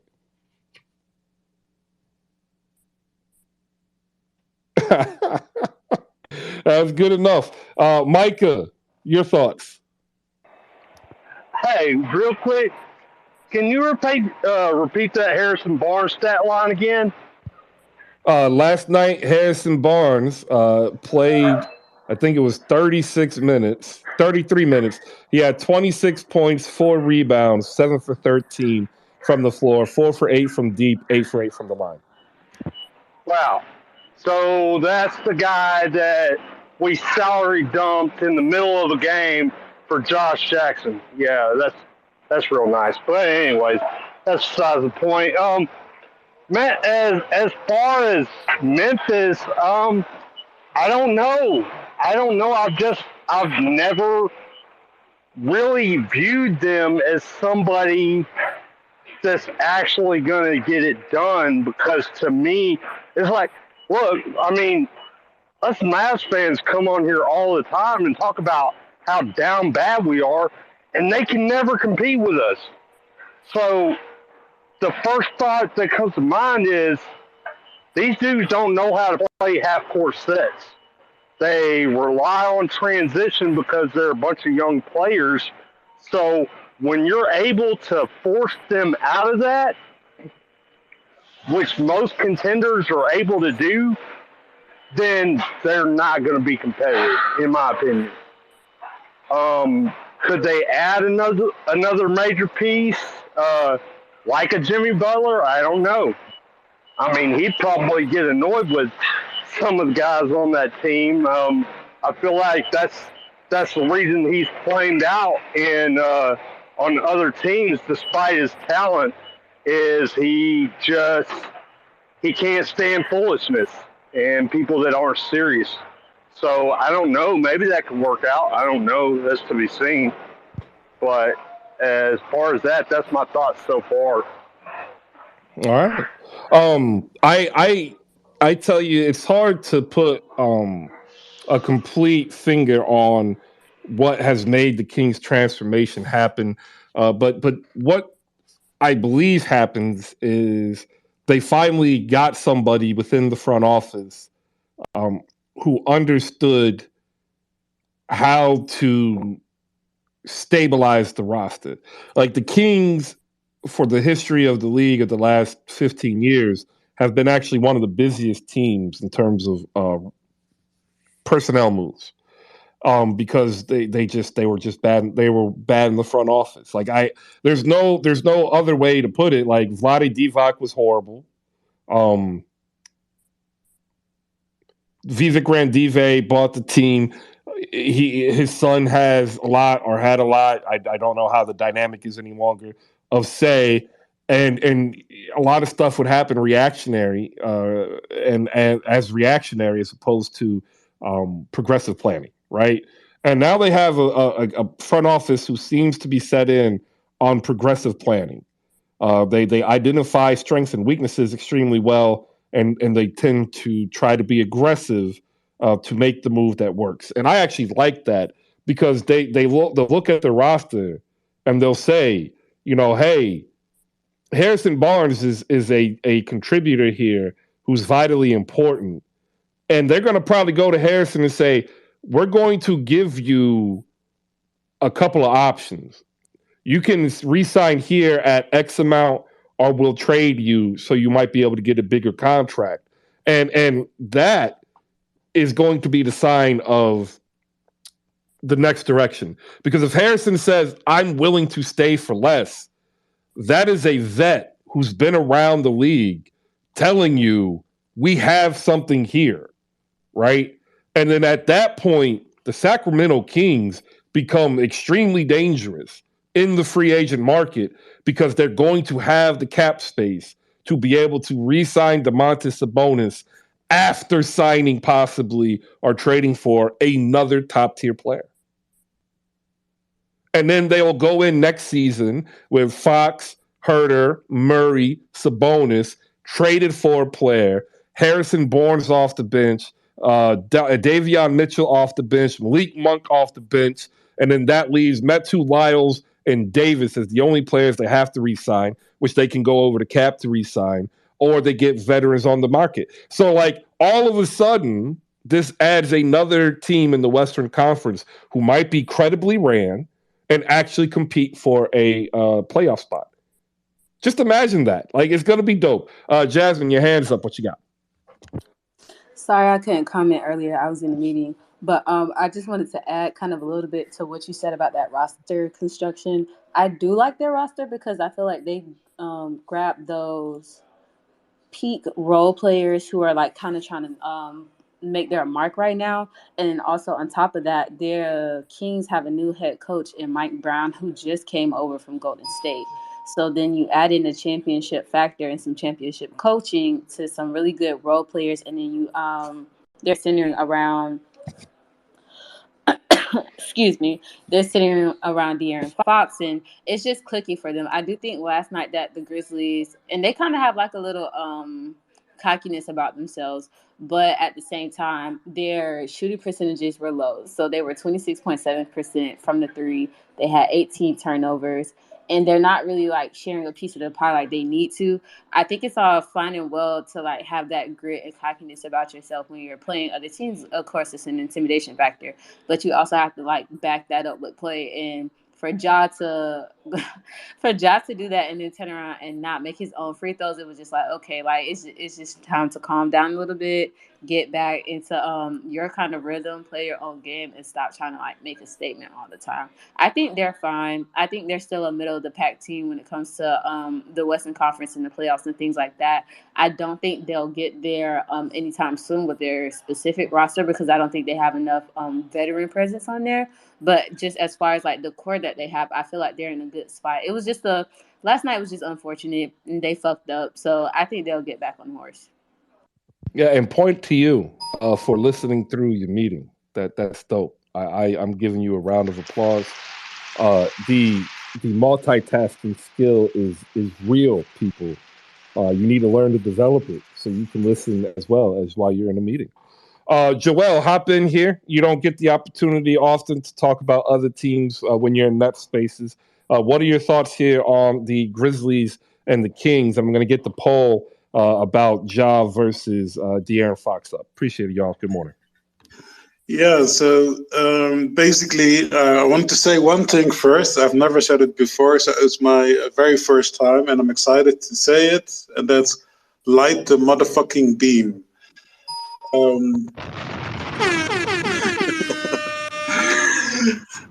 Yeah, so basically, I don't really believe in Memphis in that sense, not as they're currently constructed, and I don't exactly know why. I mean, Ja Morant is spectacular, and if you've seen how Bane played before his injury, that was great, and they don't have the disparity that they had last season where they were actually playing, better basketball without Morant, it seemed, than with Morant. So that's something that's not really an issue for them anymore this season.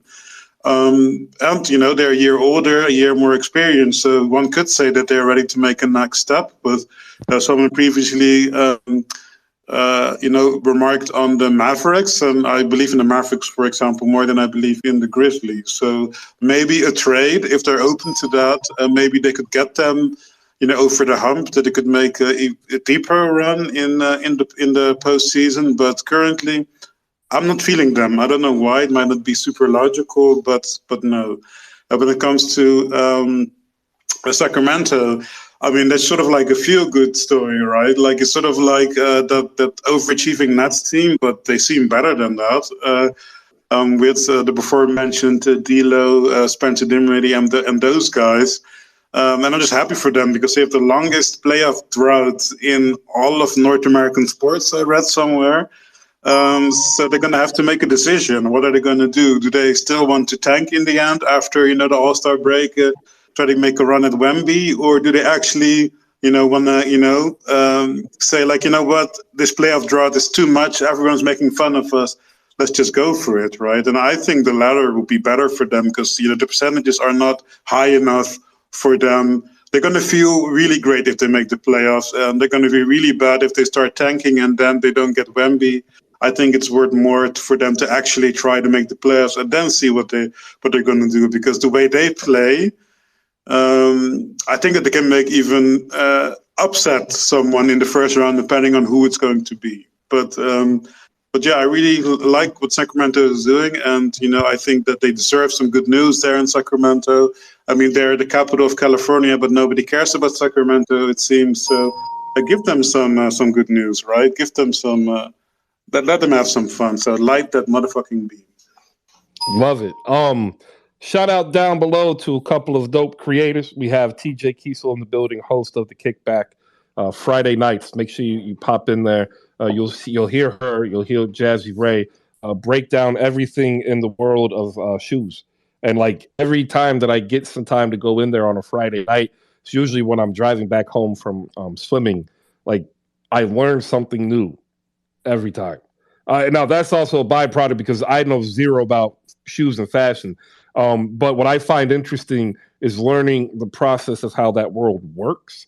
And TJ does a fantastic job of really breaking down how that world works and what needs to be done to make that world better and more equitable for users of the sneaker app. So if you use that app and you don't follow her and check out the Kickback, you're really wasting a good resource. And on top of that, occasionally, because she is who she is and so dope, and so is Jazzy Ray, they end up having, some specials that they can bless the audience with. So make sure you pull up because you never know what you might be able to get. Like, for real. That's no hyperbole. Evan Townsend of Project Spurs is in the building. If you want some words on the NBA draft this season, make sure you check out Evan Townsend, year 2, covering the NBA draft. We also have the Sports Connect. You can check out them over here talking NBA, even tennis. If you are not a tennis fan, I'm sorry. I still watch it. I think it's enjoyable. Far more entertaining than Major League Baseball now for me, as I hit my old man game, apparently. It's what my son told me. Next game up that we have, we'll talk about teamwork, because there was some funky teamwork going on that I liked. And not every team can do this. But the Detroit Pistons shocked the Denver Nuggets. And I'm going to tell you, this was a Dwayne Casey victory. And like Brooklyn, if you really down that bad, y'all can call Detroit and get Dwayne Casey. Maybe you can send over, a pastrami on rye in a couple of seconds. But last night, the Denver Nuggets lost at home to a Detroit Pistons team who started Marvin Bagley, Isaiah Livers, Bojan Bogdanovic, Jaden Ivey, and Killian Hayes. Like, listen to the starting five again. Marvin Bagley III, Isaiah Livers, Bojan Bogdanovic, Jaden Ivey, Killian Hayes. And they won. Now, what's even funnier is that Killian Hayes and Jaden Ivey, when it combined 6 for 20, they shot 30%. And the Denver Nuggets couldn't beat them. Like, the starting guard combo shot 30%. Shout out to Alex Burks, who saved the day with 21 points off the bench. Denver Zero excuses for Jamal Murray. Zero. You've got the most dominant player in the game, not named Giannis. He takes all of the heat, sets up all of the players, and you go out and you go 3 for 12. Like that, we need to be honest and say, what's up with Jamal Murray? Because he's not responding to being able to play consistent basketball healthy again. And it's starting to get kind of alarming because it oftentimes looks as though he doesn't trust himself. And that's concerning. Kentavious Caldwell-Pope, 10 points. Aaron Gordon had 17. Michael Porter Jr. had 18. Bruce Brown off the bench, 11, 4, and 5. Nobody else really did anything. They really just they leaned in on the starters. The starters played 30 minutes plus, and Detroit just beat them. Your thoughts on this and the availability of both Corey Joseph and Alec Burks needs to be noted, as does Nerlens Noel if he starts getting playing time. All three of those vets are more than likely to be moved by the deadline. So you have Corey Joseph, you have Alec Burks, and you have Nerlens Noel. They seem to be on the block, is what I'm hearing. So there you go. On the Denver side, like they made this trade to bring in Aaron Gordon to provide a defensive presence for the Denver Nuggets. And it's worked and it hasn't worked. But they make this trade to address team chemistry and consistent play with the Washington Wizards, sending out Will Barton and Monte Morris, and they get Kentavious Caldwell-Pope back.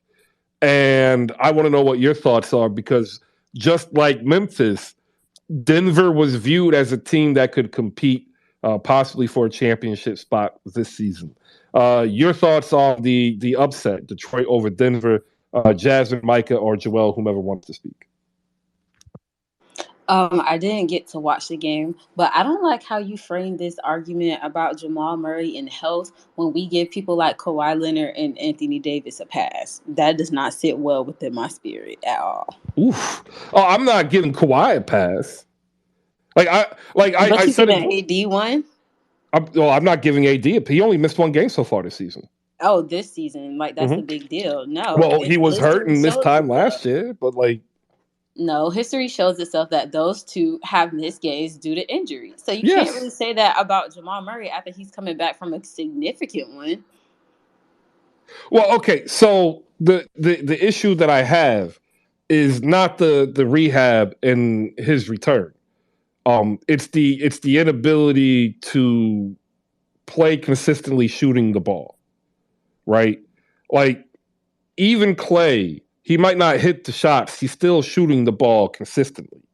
And I'm not seeing that with Jamal Murray. And like what happened with Clay, he got that 10-point game. Like, is Jamal Murray going to have, a 10 3-point game? Is Jamal Murray going to have a 10 3-point game? From what I'm seeing right now, no. Because I don't see the same consistency in his shooting. And I think that's more so because they rushed him back, as opposed to giving him some extra time. That's what I'm saying. I'm not saying anything beyond that. Okay, that makes a lot more sense then. Yeah, because they got him out here in 14 games playing almost 30 minutes per game, and he is shooting 6% below his last year's play, and he's shooting 3% below his career average. Right? Like, we know he needs to work back. I'm just actually talking about the shot. It just isn't consistent any longer. And I'm wondering if it would be better if they brought him off the bench to bring his shot back up and his cardio back up just for a little bit and then reintegrate him in the starting lineup. That's just what I see. I don't know what anybody else sees. Air Maxey has hopped up here. We'll get his take, his thoughts on the greatness that is Doc Rivers as the 76ers won last night against the Brooklyn Nets. Cash, good morning. How you doing? What's going on, Chris? Sitting here watching the World Cup, man. I was reading the Epic of Gilgamesh last night and paused just so I could watch the Sixers game and see how Doc Rivers played himself, and he's not a great coach. Did you see B-Ball Paul? Did you see him, Chris? I saw him Now tell me why he benched him through the playoffs and the rest of last year. because he wasn't ready. Nah, he was ready, Chris. See what happened last night?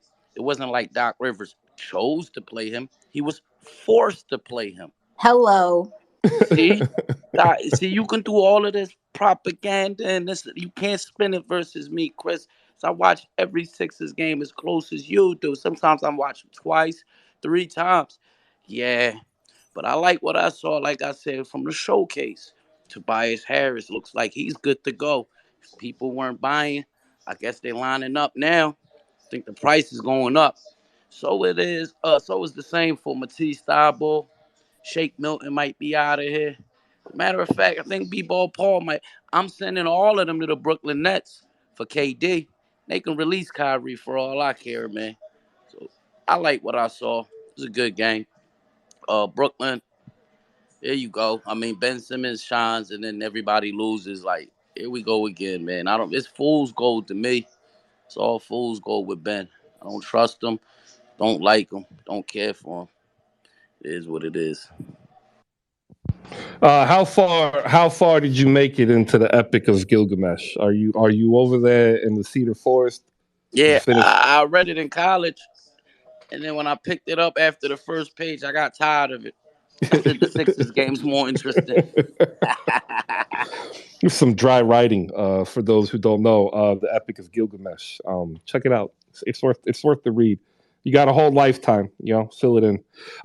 Look, again, I only say what I saw last night, and if you watched the game last night, Doc Rivers coached his ass off. Every dead ball timeout, he was coaching, right? Every time that he needed to be in the ear of the ref the right way, he was in the ear of the ref the right way, right? Like, I get it. He doesn't play Paul Reed, but when has he really ever tried to play any of his young players, right? He tried with Matisse Thybulle. Congratulating Doc for doing his job, what he's supposed to do night when in and do night you out. start But you rewarding can't the coach like this. You can't Ain't- coach like this when Harden and Embiid are on the floor, and that's when it counts the most. And he's not doing that. He's a great regular season coach, and that's it. I heard great. That's all that matters. Is I heard the Regular word great. season. That's it. You get look. I ascribe to the philosophy that you get to the playoffs to get first round home court advantage. After that, it's all in the air. It usually tilted to the favorites, right? So like, I never walked into the season thinking the Sixers were the favorite out of the East. I thought it was Milwaukee and Boston. So if we get to the playoffs where we get a first round bye, and we get to the second round and we lose to Milwaukee and Boston, like, to me, it sucks, but they were already entering the season as a slightly favored team, right? So, to me, it's not a failure. It's just a disappointment, right? But if we go with home court advantage in the first and get bounced out, that's a failure. That I know, like, we're splitting hairs, but that's just how I look at it. That's why I can come in and say he's still a great coach. They always make it to the second round, and that's where they always stop at. So it is a disappointment if they get bounced out then, regardless of if they get a bye or not. Hell, you shouldn't even get bounced out if you get a bye. But you also can't reduce and diminish the expectations of a Joel Embiid, James Harden team. You cannot do that. Oh, I'm not. Yes, listen, man. The Phillies, they balled out. We had to fire the coach to go to the World Series. They bringing life to the city. Look at the Eagles, what they doing. Doc Rivers, he's sucking the life out of the city single-handedly. And I'm telling you something else. Joel Embiid, he's greater than Donovan McNabb, but he's giving me McNabb vibes, man. He's really giving me almost close but no cigar vibes. I'm about ready to be done with him too. Chris, everybody's on a firing line. Everybody. Headshots. Nah. Only man that's surviving is Tyrese Maxey after this year. Oh my gosh, you are the Sixers Grinch. Like, you just the Sixers Grinch, man. Like, and you should be basking and reveling in the victory, right? Let's worry about the playoffs. How about the when the Packers, playoffs Christian? get here. My bad, basketball space. Yeah. Son of a Christian's up here, diehard Celtics fan here to give Doc Rivers his flowers of greatness. Christian, how you doing? How you doing, Chris? And look, Cash, let me tell you something. What's up, Christian? How you been, brother? I'm doing good. I'm doing Better good. than Aaron Rodgers. We're gonna beat the Eagles on Sunday night. But I want to say this. Give Doc Rivers his flowers. Look, he's a champion only with the Boston Celtics. He can't win with nobody else. Just give him a chance. Look, I give him one more year. You know, that was an impressive win last night. I mean, give Doc a chance, man. Give him a chance. Yeah, it was a great win. Great win. They greatness really in coaching. That win too. They really needed it. All right, let me ask you this way: Yeah, would you rather have flowers for that, Chris? Come on, bro. Would you rather have Doc Rivers? We gave him the flowers for those rings in Boston when he was in Boston. Would you rather have him or would you rather have Steve Nash? Doc Rivers easily. There you go. But they got the state. They got the Nets went further with Nash than the fucking Sixers did. Sorry, excuse my language, but I'm just saying, like, who would you rather have, Jasmine? The math is not mathing. Who would you rather have, Jasmine? Steve Nash or Doc Rivers? Oh man. If you want to be frank about it, if I want to be a good regular season team, I'm gonna take Doc. Oh well. Hey, Steve it's Nash, all good. Because I know Doc is gonna make me a great regular season player. Hey, you know what? All I hear is the word "great." That's all that matters. Yeah, he's going to help you get a lot of accolades in the regular season. Yep. It's up to the players to win the championship. And if the Sixers don't win, it'll be the players who receive the blame. Micah, your thoughts? And then we're going to move on to the last game. I mean, real quick. I've kind of been saying it, but why does Doc always get the blame for perennial chokers on his teams? These dudes choke with 3 or 4 other coaches, man. When is it their fault and not the coach? When is it their fault that they don't execute? When is it Paul George's fault for being Pandemic P? When is it CP0's fault when he's choked with 4 different coaches? When is it on the players? When did they get held accountable? Because they do the same thing with 3, 4 different coaches, but all of a sudden it's Doc Rivers' fault. That's what I wanted. But that's just my and Denver, man. Like we're talking about it. Can we just put all these broken superstars that your team is locked into in the same tier, like to where they all get blamed? Like, you know what I mean? Because we're seeing this a lot in the league. Anthony Davis probably had the best one of the best 4-game stretches that we've seen in a while, and then he breaks his wrist. So there you go.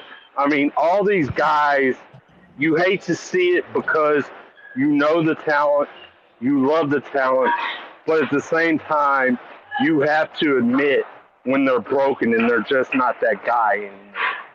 And I hate to say it, but Denver might be in that situation with some of those guys because I feel like they are locked into a team. Like their 3 big name players are all on max contracts, and I just don't know if they can really truly compete for a chip at the end. But that's my take. So there you go. All right, appreciate it, Micah. Yeah, so Anthony Davis last night fell and hit his wrist hard. Still had a great game. Like 37-21, 5 blocks, 5 steals, still a great game. And that's the team that we're talking about next, ladies and gentlemen. The Phoenix Suns defeated the Los Angeles Lakers 115-105. Anthony Davis 37-21, 5-5. Lonnie Walker the fourth, 24 points. Russell Westbrook 21-5 off the bench. But your Tony Snell Award of the night goes to the duo of Dennis Schroeder and Troy Brown Jr., who collectively played 41 minutes, scoring 0 points and giving you 2 assists. 3 rebounds God. in 41 minutes. Oh my God. It was so bad that they had played Dennis Schroeder, Russell Westbrook, and Patrick Beverley on the floor at the same time. And the only reason Pat Bev didn't get in there is he actually had 10 rebounds and the perfect blindside shoulder block as if he played hockey. Like, it was just bad. And LeBron is coming back on Friday. And my question to y'all is, for what? Like, for what? What is he going to do? Like, it is already apparent he and Anthony Davis play the same position in this half-court offense that they have. For what? It's going to be rough, man. Like, to see one of the greatest players return and possibly have zero impact is mind-blowing. Like, you might not like LeBron James. That's your discretion. Cool. I think you're wrong. But what exactly is he going to do? The Lakers have not played this well until he went down. That says a lot. Anthony Davis has not played this well until he went down. So where are we with these Los Angeles Lakers? And I'm going to tell you, very similarly to Kyrie Irving, we have reached the point in LeBron's career where he has to understand Anthony Davis is that dude for the Los Angeles Lakers. If Anthony Davis is healthy, there is no excuse that he should not be getting the ball 30 times a game. Like, we should be seeing 18 field goal attempts, 15 free throw attempts from Anthony Davis as long as he is healthy. And that's the problem. We don't know if he can stay healthy the entire season. That's the fear. I think he can do it. And if he can do it and LeBron can come in and LeBron can be the super Swiss Army knife who's going to give you 20, 10, and 10, 15, 10, and 10, setting up his other players more than going 17 for 30, the Lakers might have something, because then you bring Russell Westbrook off the bench, who, by the way, is still the most consistent Laker until this recent 5-game stretch of Anthony Davis. Can we see a revitalization of the purple and gold featuring Anthony Davis as the lead, not LeBron James? That's my question to you. Before we get there, I want to shout out Justin Patton, and I want to make sure that we go over what he saw in the Kings and Grizzlies game. Fox Morant duel. Barnes Herter played well. Metu and Monk combined for 34 off the bench. You got to check him out. Shoot him a follow. He's always down talking ball. And check out JP the Franchise over on YouTube and also on the Hoops Faces YouTube channel. Up on stage, we have noted Lakers fan and my friend Ryan. Jasmine is here. Son of a Christian is here. Micah is here. And if you want to come on up, now's the perfectly good time to come on up. We want to say what's up to all our other Lakers fans. You know what? Not that many come in because they tend to be on late night Lakers. But Jay, Jackie, we see you. We appreciate you. And if you are a Lakers fan and you want to come on up here, the floor is open for you to be honest. There's no judgment here.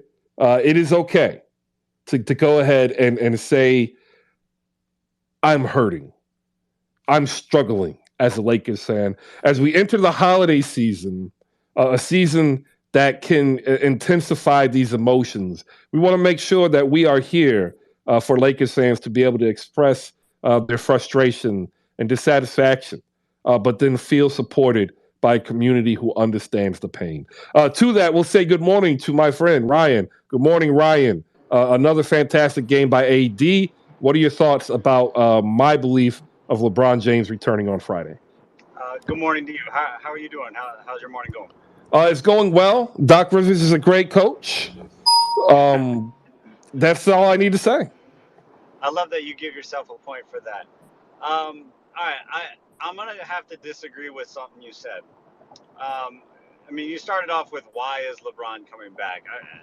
That's just you being silly because we know why LeBron's coming back. He's got a scoring record to break. I don't think there's much hope of winning a championship or anything this season. But let's face it, he wants to break some records. You also said that LeBron and AD play the same position. You're being silly there too. They won a chip not long ago. They play different positions. LeBron's a facilitator. They both like to be, down low, yes, but they've worked together. That works just fine. You also said they were winning, or they're winning now. They weren't winning before. Chris, you're smarter than this. You know who they were playing when they were losing with LeBron. You know who they've played when they were playing well with AD. That is a terrible narrative, and to hear you spout it makes me sad. Why would you go and stoop so low to something like that, Chris? I got to know. Why are you doing that? Because last night I saw a Phoenix Suns team that was ready to be put down. Like they didn't play to win that game. They played not to lose. And Anthony Davis was playing to win. And you know what this Lakers team gave Mr. Anthony Davis to win with? He gave them 60 minutes of 0 points, 13 rebounds, and 4 assists. That's what they gave Mr. Anthony Davis, who played to win. 3 players combining for 60 minutes, 0 points, 13 rebounds, 4 assists. I assume you're talking about Troy Brown, Pat Bev, and Kendrick Nunn, I believe. No, Kendrick Nunn actually did well. He was 2 for 4. Dennis Schroeder. Oh, yeah, Schroeder. Yeah. Hey, let's add in Wayne Gabriel, too, because he got 7 minutes of nothing. But that's not his fault. Well, it goes on the supporting cast of the Lakers not performing well. They are the lowest shooting catch and shoot team in the league. And it's tough to, have an inside presence like that when you don't have outside shooting. And yet AD has been a monster lately. It's just beautiful to watch that part of the basketball. It sucks not watching wins, but at least it's nice watching someone. So as Laker fans, at least we can watch dominant play from someone. Hope that we watch LeBron be dominant and enjoy some beautiful basketball there. Watch LeBron win his, break some record. And I've been saying it since the start of the season. I'm not watching this season to watch a chip get won. I'm watching to watch a record get broken and hopefully watch some good basketball. I've resigned myself to that.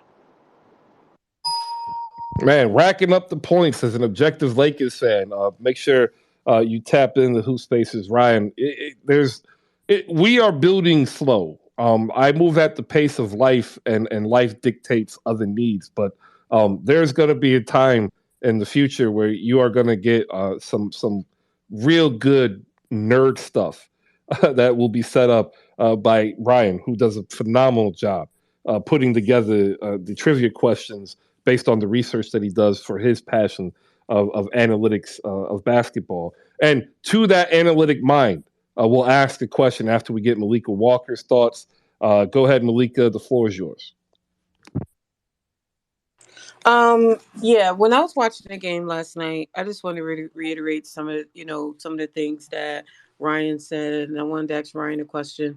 When I'm looking at the Lakers these last few games, the one thing, when AD is healthy and he's totally engrossed, he is it's a good chance. I don't want to put a percentage to it. He's going to be the best player on the floor.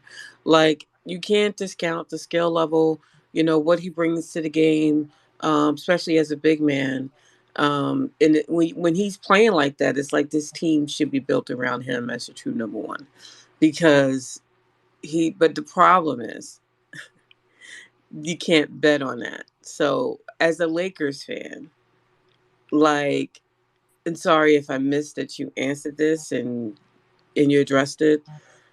In your view, who should the Lakers build this team around in the future going forward? how long term are we Considering an Anthony Davis injury history. All right. Well, all right. You're asking two different things there. If we're talking short term or long term, I'll just address the injury history thing because that's the biggest thing that everybody brings up. Yes, Anthony Davis has faced injuries. Kevin Durant has faced injuries. Kawhi Leonard has faced injuries. A lot of superstars have faced injuries. Anthony Davis is still at the tail end of his prime and young enough that he can get through some of these injuries. He happens to have a body type that seems to be more injury prone and a play style that he winds up on the floor a lot more than some of these other players. I personally have what a lot of people consider a controversial viewpoint that he is still someone that can lead a team and play enough games to win more chips. So me personally, I think the Lakers do still have a true number one and a true superstar that you can still build around. You just have to build a roster in a way that it has a good enough supporting cast to make up for the time that he isn't there and take off some of the impact on his body long term to keep him healthy as possible. Is it going to work 100% of the time? No. He's going to still get hurt every now and then, and that's life. That's basketball, that's athletics, that's sports. But you do the best you can and you live with the result. You're going to win another chip eventually with a player like that of that caliber. Look how much he's dominating when he is healthy. He is going to put together another season or two where he makes it all the way through to the end in my mind. And speaking of that, like the least amount of games he ever played prior to the last two seasons was in 2018 in New Orleans. When, to be honest, he was injured, but he also didn't want to be in New Orleans. Like there was a lot of games missed just because he didn't want to play. Right? He wanted out. It was no secret that he wanted out. People had known even as when he had the first year he averaged 28 and 16 that he wanted out. Right? Like they're like, I don't feel New Orleans is building a winning team around me. I want out. And that's when they ended up getting Boogie. They started doing good. Then Boogie got hurt. All right. And then, so he wanted out. So he's played 62 games or 61 games or 68, 66, 71.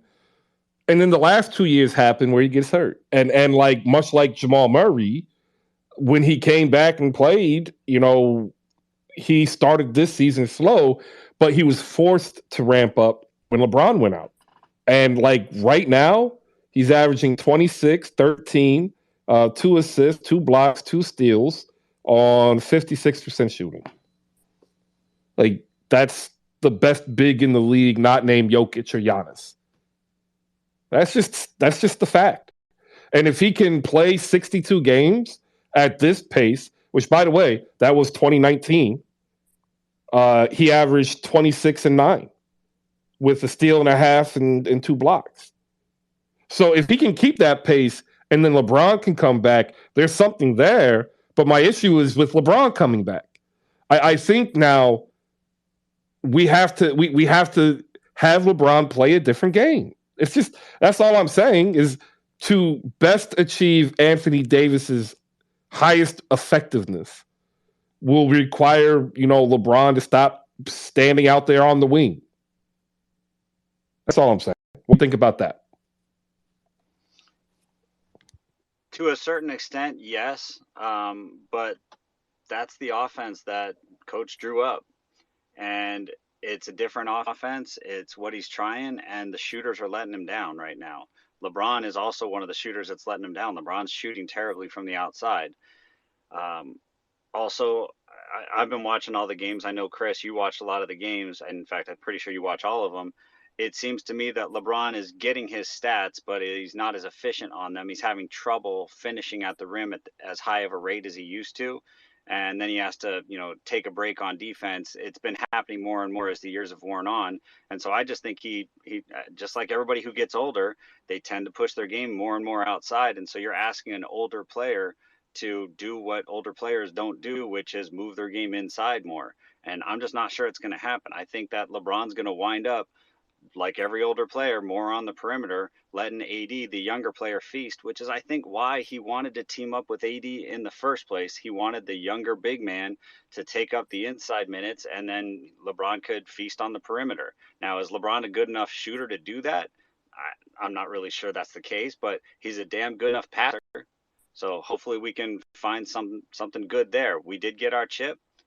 LeBron was young enough to feast on it at that point. Probably not going to get another chip with these two, but hopefully we see some good basketball in the meantime. All right, I can see that. Anybody else want to hop up here? We have Micah, we have Christian, Jasmine, and Malika. If either of you want to get a thought in here about the Lakers, go ahead. And then we also have some Phoenix Suns to talk about, because a lot of people said, and I laughed, like they were going to bottom out and lose 20 plus games more. And I'm like, no, they're not. They're still humming along. We got to give them some credit, especially Monty Williams. Anybody want to add in on the Lakers talk? Hey, yo, I got one real quick. So y'all need shooters. We got some shooters for you. We're going to give you T.A. Shea, Davis Bertans, and we're going to give you a backup big in Dwight Powell for Russell Westbrook. Dwight Powell. Hey, you can take JaVale McGee instead. It's all good. Brody is clocked in. Brody is doing what Brody needs to do. Everybody else has to get it together. So he's all right where he at. The Lakers are 3-1 without LeBron.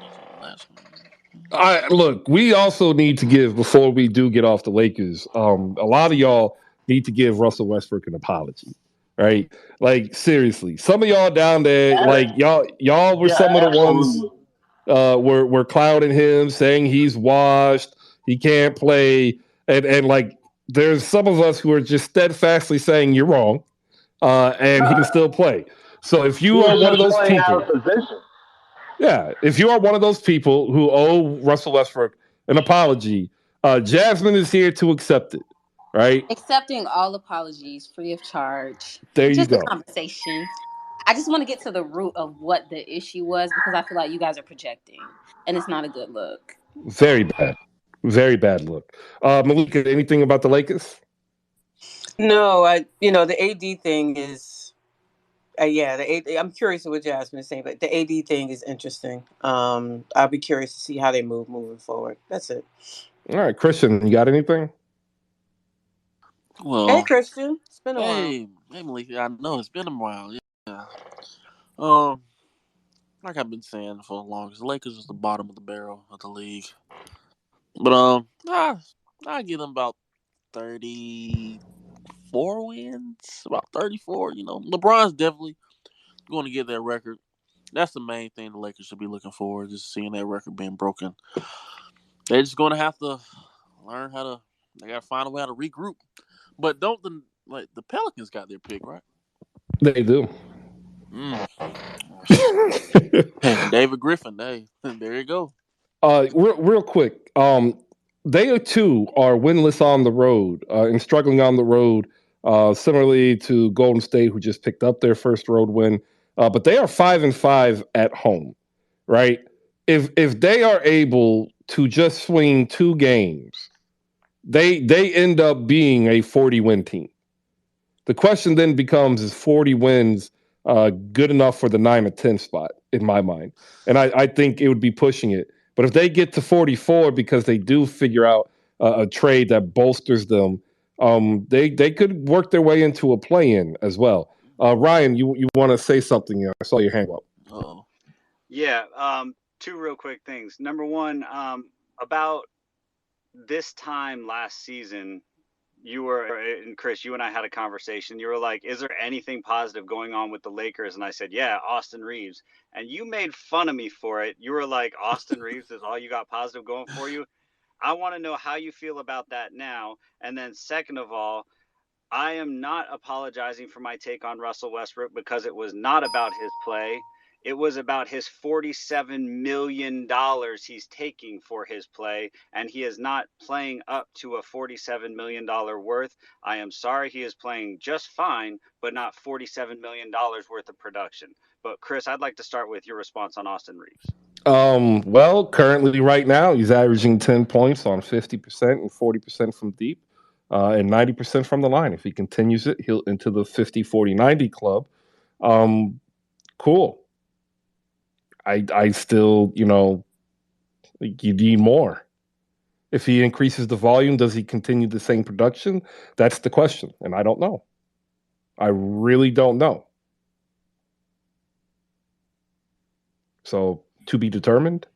Like that's my problem is like he had the inside track to start at either the 2 or the 3.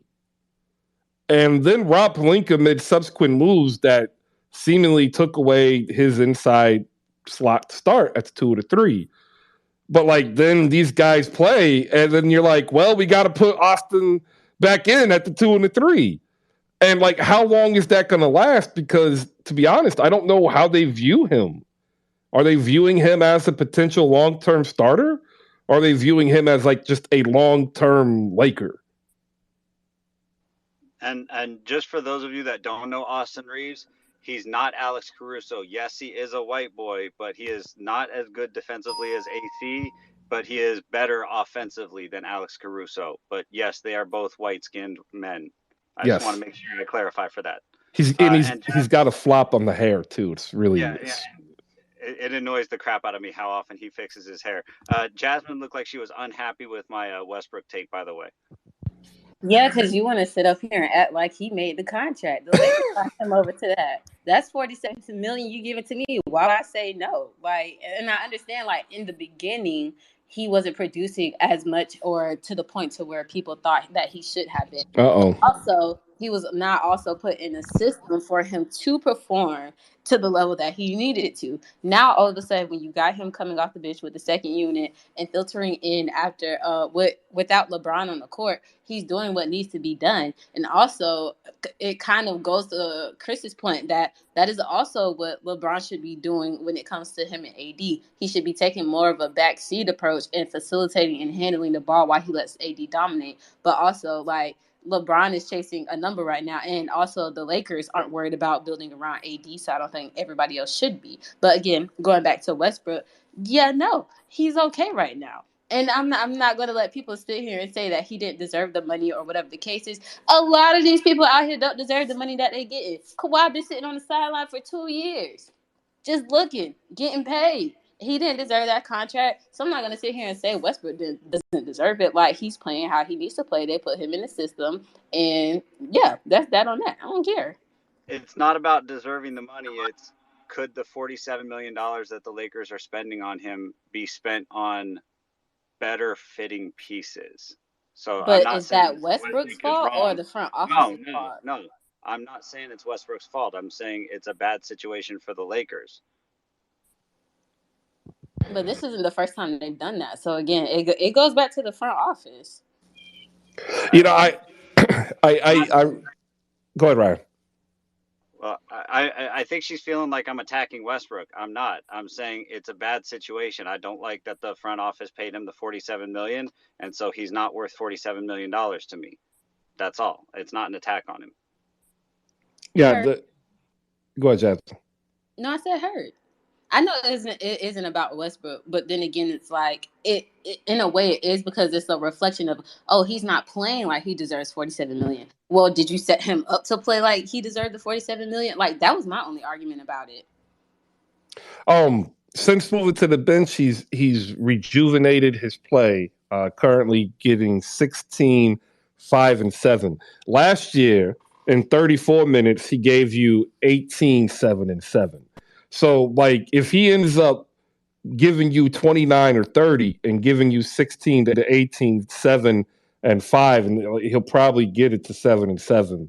Like, one, if the Lakers were on a winning team, he'd be a walk for Sixth Man of the Year. It might even be a walk-in as a All-Star, too, as Sixth Man of the Year, leading favorite at producing such a stat line. But two, it kind of also highlights the issue with Rob Pelinka and his decision to convince Jeannie Buss that going into the season with all this cap space is the best way to build for a championship.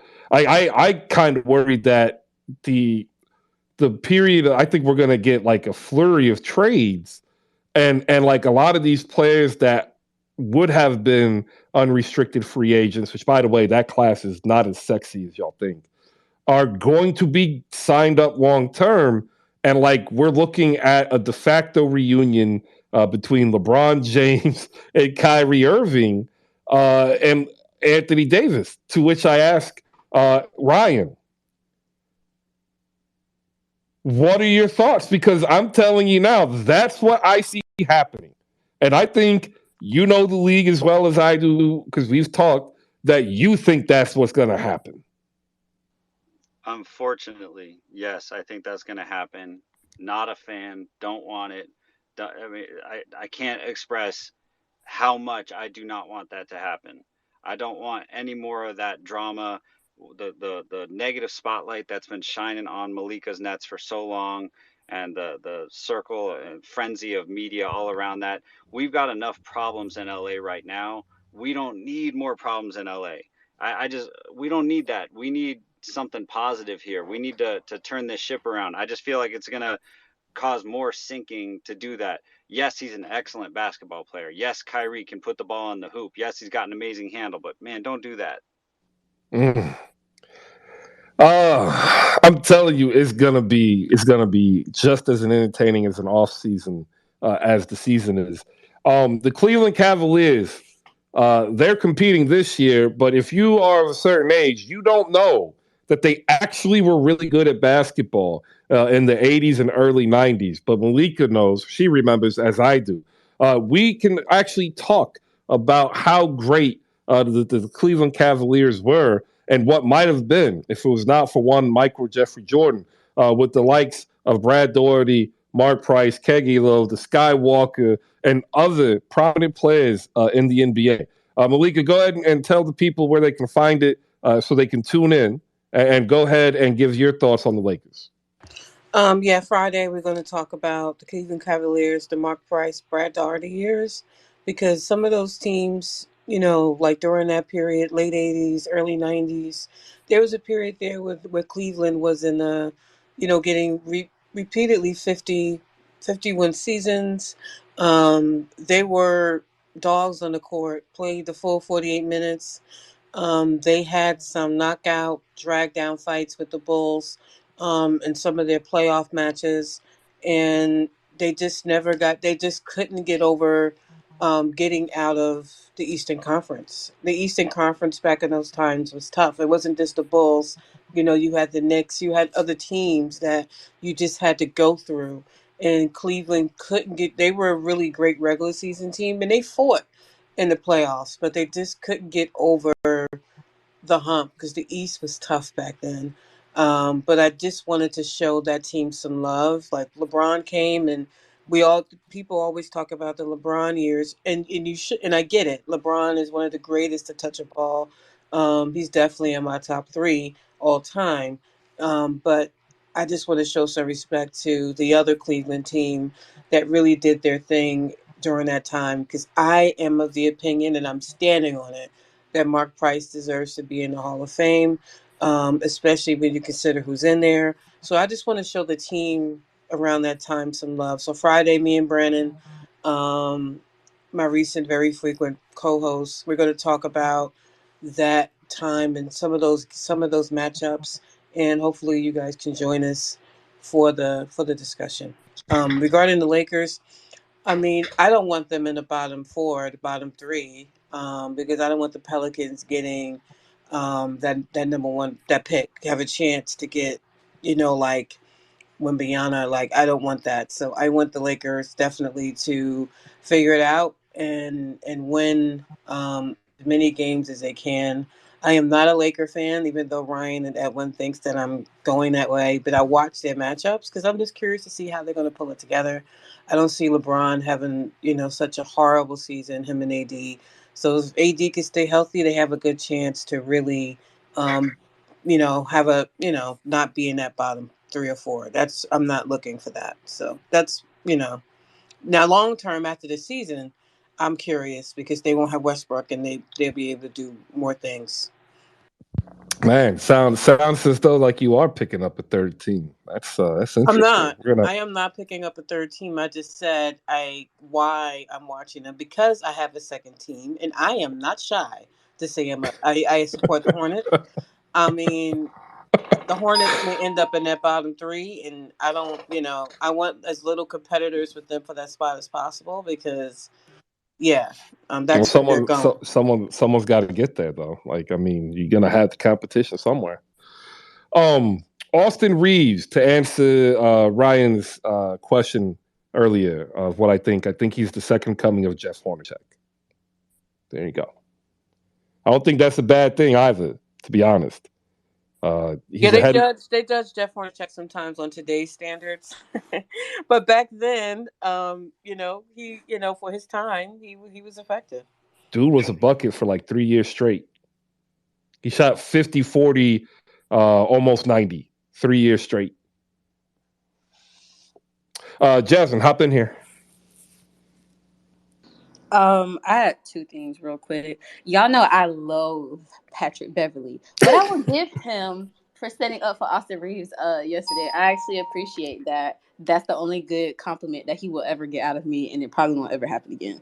But when you guys were talking about the Kyrie to LA thing, were y'all saying that him and Westbrook would essentially switch, or you're just saying y'all think Kyrie would just come over to the Lakers anyway since his contract would be up with the Nets? Yeah, I think Kyrie's out of Brooklyn, and I think he's going to Los Angeles. Unless he signs an extension sometime before the extension window in the second half of the season, you can't convince me otherwise. Like, you just can't. Like, he already went out there to try to get a deal to go out there. He couldn't get a deal to go out there because the Lakers weren't trying to give up the first round picks, right? The Nets weren't going to buy him out and get nothing in return. And like Kevin Durant didn't want him to leave. And so now when you get to the end of the year, he's going to be unrestricted. But at this point, like, do you really think he wants to stay within the Nets organization after everything Joe Tsai has made him do? And to me, the answer is no. He's out. Yeah, and if that's the case, like, I can tell you this, maybe Miami, but no other team in the East is really going to look at him. My only thing with Kyrie leaving is, I know KD is a prime candidate, yes, but I don't think the Nets front office is like a swaying point for some people to come and play with KD in Brooklyn because of what happened with Kyrie. They handled it all wrong. So I feel like, in a sense, Kyrie maybe could go back only because it's going to be hard for both sides to find either that next player or Kyrie's next destination. See, I think that if the Nets don't end the season with a positive note, like, they can get beat in the second round. Yeah. If they don't get to the second round and play a tough series at a loss at a minimum, that whole front office is gone. And at that point, all relationships are reset and severed. And it really just does become, does Kai want to play for Joe Tsai? And to me, like, everything I've seen is no. And when you look at the East, he's not going to Philly. He's not going to Milwaukee. He's not going to Boston. The Knicks don't want him. Detroit's going to have a returning Cade from injury and Jaden Ivey. Maybe Chicago? Like, does Chicago say it ain't working with DeRozan and Levine and bring him in? Because of Ball and Caruso? Maybe. But, I think going west, I think that's where his wife lives. I think that's where some of that's where all stuff is. All the stuff is either in New York or in Los Angeles. Or in Los Angeles. He's going to LA. Yeah. So, like, and then you look at the West, like, he would have to take a discount to go other places. And the only team that will have, quote, cap space is Rob Pelinka's Los Angeles Lakers. So like, to me, all signs point towards yes in the magic 8 ball of basketball karma. And like, if you think what went on in Brooklyn is bad, like, just wait. That's what I'm saying. I don't know if Jeannie and Rob Pelinka are going to want to take that risk after already doing the Westbrook risk. Like, I feel like next season they're going to understand, like, okay, this season we were just riding it out. Next season is like where it's really going to count at, and we need to make better and more strategic moves when it comes to our roster. But it also has to reflect on the court as well. So, yeah, Kyrie might be able to come in and get you a bucket and facilitate very well for the Lakers. But at the same time, it's a whole bunch of other stuff that you're going to have to deal with when that comes with him. And I don't know if LA is going to want that kind of like publicity and things to deal with. All right, so here's your list of unrestricted free agents, and this is the free agents that can sign anywhere at any time during the free agency period because they are not attached to the teams. The majority of them, the bird rights are owned by the team. A couple of them, only the early bird rights are held. Russell Westbrook, Kyrie Irving, Kevin Love, D'Angelo Russell, Al Horford, Vucevic, Barnes, Jeremy Grant are working on an extension in Portland. Miles Turner, Karis LeVert, Will Barton, Christian Wood, Terrence Ross, Brooke Lopez, Pat Bev, Kelly Oubre, Josh Richardson. And it's not getting any better. Miles Bridges, who technically, we haven't even heard what's going to happen with him. We're not expecting a long thing. Like, Jakob Poeltl, if he hits the open market, might very well be the third or fourth best free agent option. So, this was my problem with Pelinka's thoughts and plans. And this is why Jeannie Buss needs to get somebody to run the organization, because he sold her on being able to go into free agency with $40 million in cap that they could easily spend. And yet the best player available will either be a 33-year-old Nikola Vucevic or a 31-year-old Kyrie Irving. They're not going to sign Vooch. You know what I'm saying? And I don't think they bring in D'Angelo Russell back either, unless he's taking a $7 million contract. So it's bleak. It's real bleak out there. And when you look at the disparity of top end talent, all you left with is the only player that can impact the Lakers at a high enough value to make them a contender is Kyrie Irving. Scary stuff. Suns win again. They are now 11-6. They're 9-1 at home. They're 500 on the road. Monty Williams has been playing musical chairs due to injuries. Cameron Payne is in for Chris Paul. Torrey Craig is in for Dario Saric or Landale or whomever is not playing because they couldn't mend fences with Jay Crowder, who, by the way, if they had Jay Crowder, probably sitting at 13-3. Let's be honest. The Suns have not missed a beat too terribly, especially on the defensive end. Last night, Devin Booker, another 25-point game.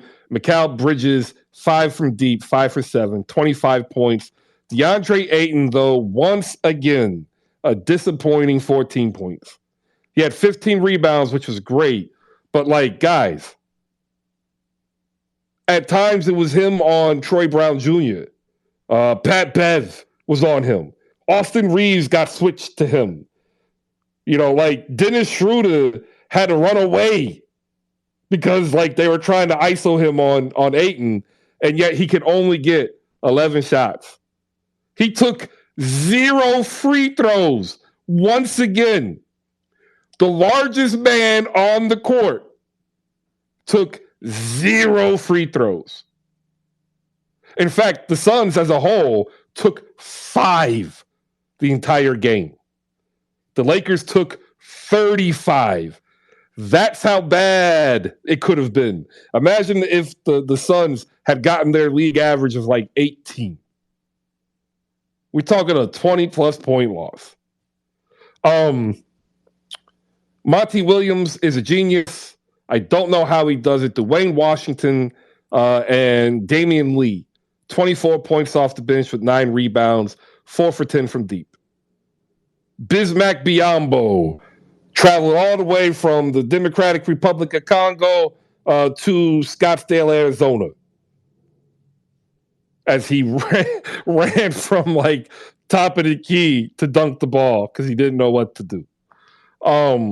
Buy or sell the Phoenix Suns as the survivors out of the West. Because let's be honest, there is no longer any favorite. The Golden State Warriors might have an inside track if they get things together, but there is no longer a clear-cut favorite in the Western Conference. It is a conference that has supposed to see upheaval, and yet when you look at it, the Phoenix Suns and the Utah Jazz are still there at 1-2. The only real surprise is the Sacramento Kings, who are now your third seed. Everybody else is kind of like where they were, just in a different order. We thought Memphis and Denver would be in the playoffs, but they are now a 7th and 9th seed with a 500 record. We thought the Timberwolves might have had something pairing up Rudy Gobert and Cat. They're 9-8, and they're in the 10th seed. Like every team in the West that's in the play-in or playoff has a winning record. And then you have Golden State and Oklahoma City knocking at the door. A game and a half and 2 games out from that 10th spot at 8-10 and 7-10. The only 3 teams currently that have, the hardest shot, the San Antonio Spurs, who are giving up a whopping 120 points per game, right? We are counting them out. The Houston Rockets, no explanation needed. And the Los Angeles Lakers, who, again, might struggle, but they have the ability to run off these games if LeBron is healthy, if AD is healthy. Man, this West is tough. So buy or sell Phoenix actually being the best team. Better than Utah, better than Sac, better than Portland. We'll go around the room. Malika, your thoughts?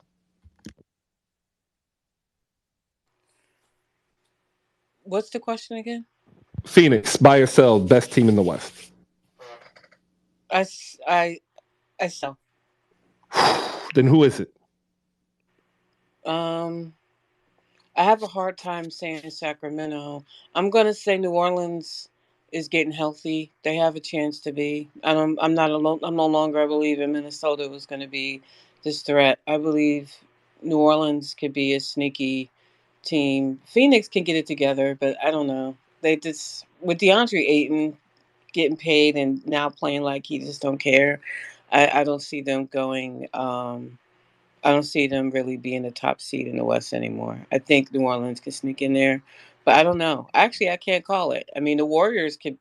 I don't know the Warriors bench. I just don't know.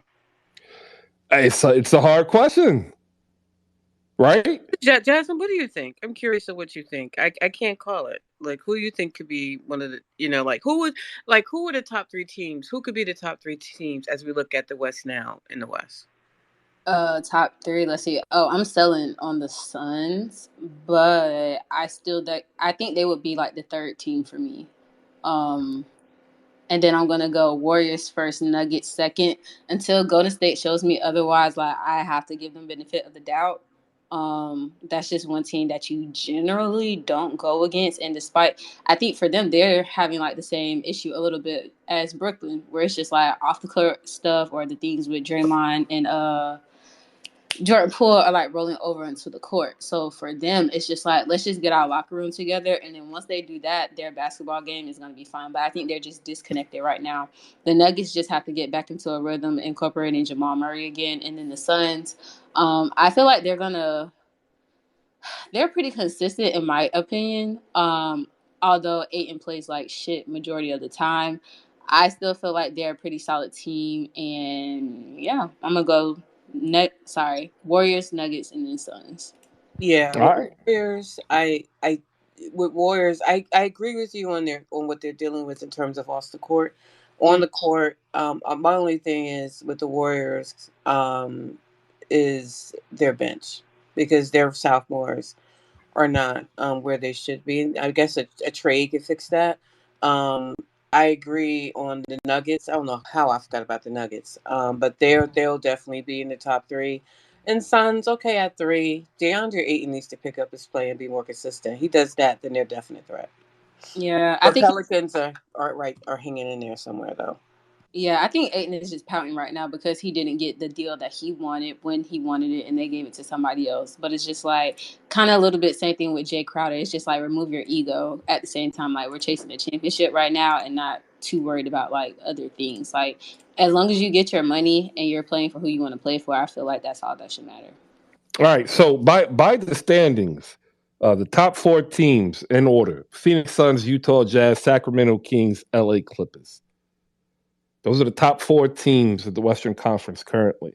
And New Orleans, Denver, and Golden State are below them. That is wild. It is wide open, I think. It's hard. Micah, hop in here. Look at the East. Well, but the East has like a line of demarcation. The Brooklyn Nets are the line. Like they are 8-10. Everybody else is below them, right? So it's there's a pecking order already in the East. We like Detroit, Charlotte, Orlando, done, right? Like Miami is not Miami any longer. Like if you only see what happens in Heat Twitter, it's bad. And then you have the dying Tibbs, who just will not stop being Tibb and will be 500 and keep Tibbs employed for the Knicks. Raptors are going through injuries. They could probably spring up once Pascal Siakam comes back, which should be in a week, maybe 2. The Sixers are 9-8. They're hurt. Like it is rough out there. Shout out to the Indiana Pacers and Tyrese Halliburton in the 4th seed at 10-6. Micah, best team in the West, 60 seconds. Man, I can't call it. It's to me, it's kind of regular season thing. It's like you can say who it's going to be in regular season, but I see postseason like different. Like I definitely see a world where the Phoenix Suns end up being the 3 seed, and the Mavs, in as much struggles as they're going through right now, end up being the 6th, and pack them up once again, because at the end of the day, they are still led by a guy that has got the greatness of Doc Rivers' unneeded slander. So there you go. All right. I am telling people now, do not discount Phoenix.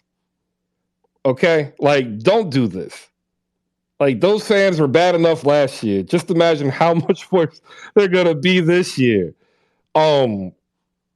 Chris, I'm not discounting them at all. I just think I'm not discounting them at all. My problem is DeAndre Ayton. He's really my issue. Well, sooner or later, DeAndre Ayton's going to have to look himself in the mirror and realize he's a Phoenix Sun until a trade materializes. And like until he's able to do that, I think we're going to have these ugly games. Like he signed the contract. The Pacers offered it. So the Suns matched. He signed. He's there. Like he can be mad that he's not getting the additional $10 million. I'd be pissed. People can say, well, you wouldn't understand because you don't live there. You're absolutely correct. You know, I live in a house that I'd like to have $50K to just fix. Like, totally get it. Like, money's important. Doesn't matter how much you make. You need to make as much as possible. But unfortunately, he went up against a market force that was written into stone through the collective bargaining agreement. And he still got paid. So, like, I get the mental hurdle and the anger, but it ain't helping. Like, start working on your next contract now. Jasmine, go ahead. No, I just want to say, you're not that guy. So, of course, you're not going to get the money. Like, it just is what it is. Like, and I think a lot of players are forgetting, like, you have to put in some real time in order to get, like, the amount of money that you, like, really want.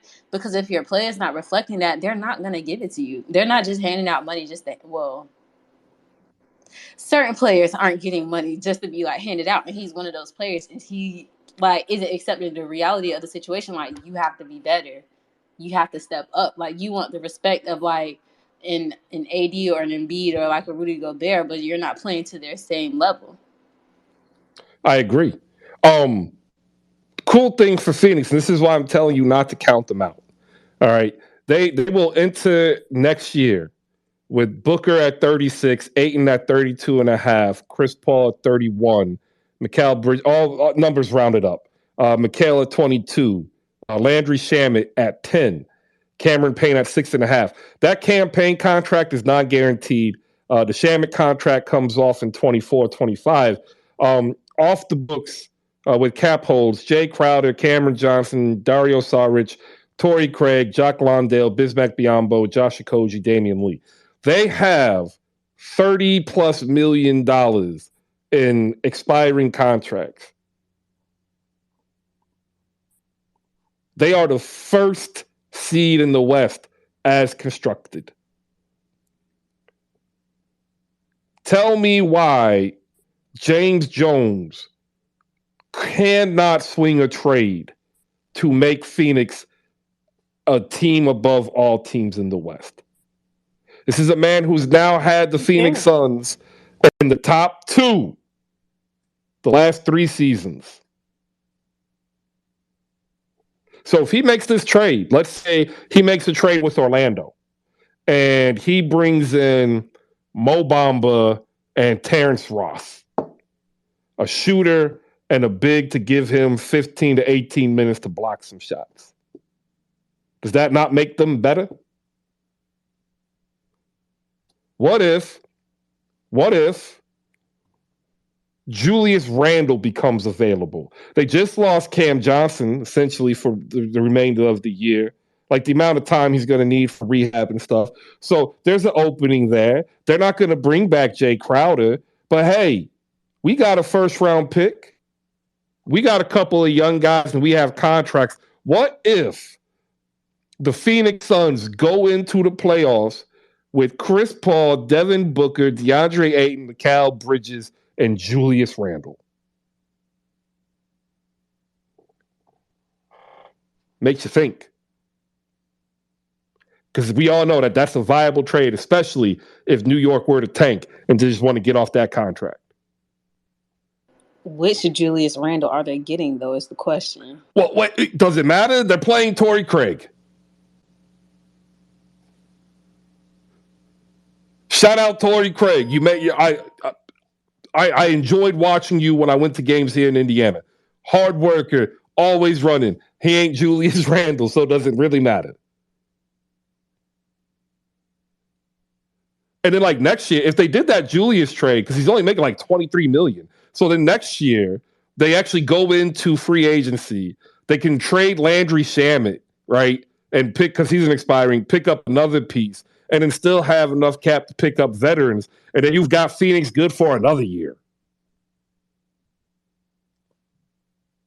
What if Miami tanks and craters and Jimmy Butler becomes available? Could you imagine Jimmy Butler on the Phoenix Suns? I would go for Jimmy before I go for Julius. Oh, I probably would too. But that's a different contract. It's 37 mil more extended. Like that's a pretty penny, especially for an ownership group who's trying to sell. But if you're Robert Sarver, don't you want to stick it to the league? Don't you want to tell James Jones, look, I get it. I'm out. F the league. Get me Jimmy. Send them whatever. But Jimmy on the Suns would be interesting, to say the least. Like, that would be interesting. So they look at their books and they're like, well, Jay Crowder, Landry Shamet, Dario Saric, Cam Payne, Cam Johnson, and Torrey Craig. That's 5-6 players, right? 19, 28, 34, 39. That's $39 million. Jimmy makes 37. You throw in Cameron Johnson, and he ends up re-signing cheap because he's coming off injury. Give them 2 first-round draft picks. You pick up vets from the buyout market, knowing that you still kept Cameron Payne and Torrey Craig, Damian Lee, and Bismack Biyombo to start Chris Paul, Mikal Bridges, Devin Booker, Jimmy Butler, DeAndre Ayton. Tell me how that, like, that's the trade deadline we're coming up against if the league plays out the way it's currently playing out, and it's gonna be phenomenal. That's it for the show, ladies and gentlemen. Let me hit this button. Brought to you by SlamGoods.com. SlamGoods.com is the leader of your collectible needs, whether it is these phenomenal collector's editions of the Slam magazine, or whether it's the Wembanyama t-shirt that sold out, or the Asia Wilson t-shirt that sold out. Head over to SlamGoods.com. Use promo code HoopSpace to save 15%. Check out the pickup card game. It's $25. Save yourself $3.75 and go buy yourself a cup of coffee on me. Hoop Spaces, promo code 15% off. SlamGoods.com. I hope all of you have a wonderful Thanksgiving. I'll pop open a room just to make sure that you are not wasting your Thanksgiving on mashed potatoes. Like, it's really an epidemic. Y'all need to do better. You can do better. All right, thank you. I gotta go. Hope you have a good Thanksgiving. Shout out to Jasmine and Malika. Cooking? No, I'm not gonna cook. My aunt does Praise cooking for God. Thanksgiving. He's a chef. I don't understand why he's not cooking. Oh, it's because it's tradition. My family's a matriarchal family. Once my grandmother and my great aunt Ernestine weren't able to cook the dinner, my aunt Denise picked up that mantle, and she's the youngest, but she's going to be the matriarch. It's just in her personality. So, like, every year for the last 15 years, it's her. In fact, I'm not even allowed to cook in there because they couldn't make gravy. I went over there and made gravy, and then I had to go make more gravy. And I spent 40 minutes making 3 batches of gravy. Gravy's important, y'all. If y'all don't know how to make a good gravy, spend the time. Get better. Ladies and gentlemen, Doc Rivers is a great coach. I know. It's an inconvenient truth. But I told you so. All right. Again, eat safe. Eat what you want. Be safe. Crazy drivers out there. Drink your water. Watch some basketball. There's good college games as well. Shout out to the women's college going off a fantastic opening. Maybe Texas gets it together. Maybe Louisville gets it together. Maybe Tennessee gets it together. Or maybe basketball is just so beautiful and anybody can win on any given night. It's worth the watch. Shout them out. Appreciate all the love and support. See you tomorrow when I open up the Thanksgiving room. Peace out. Have a good one.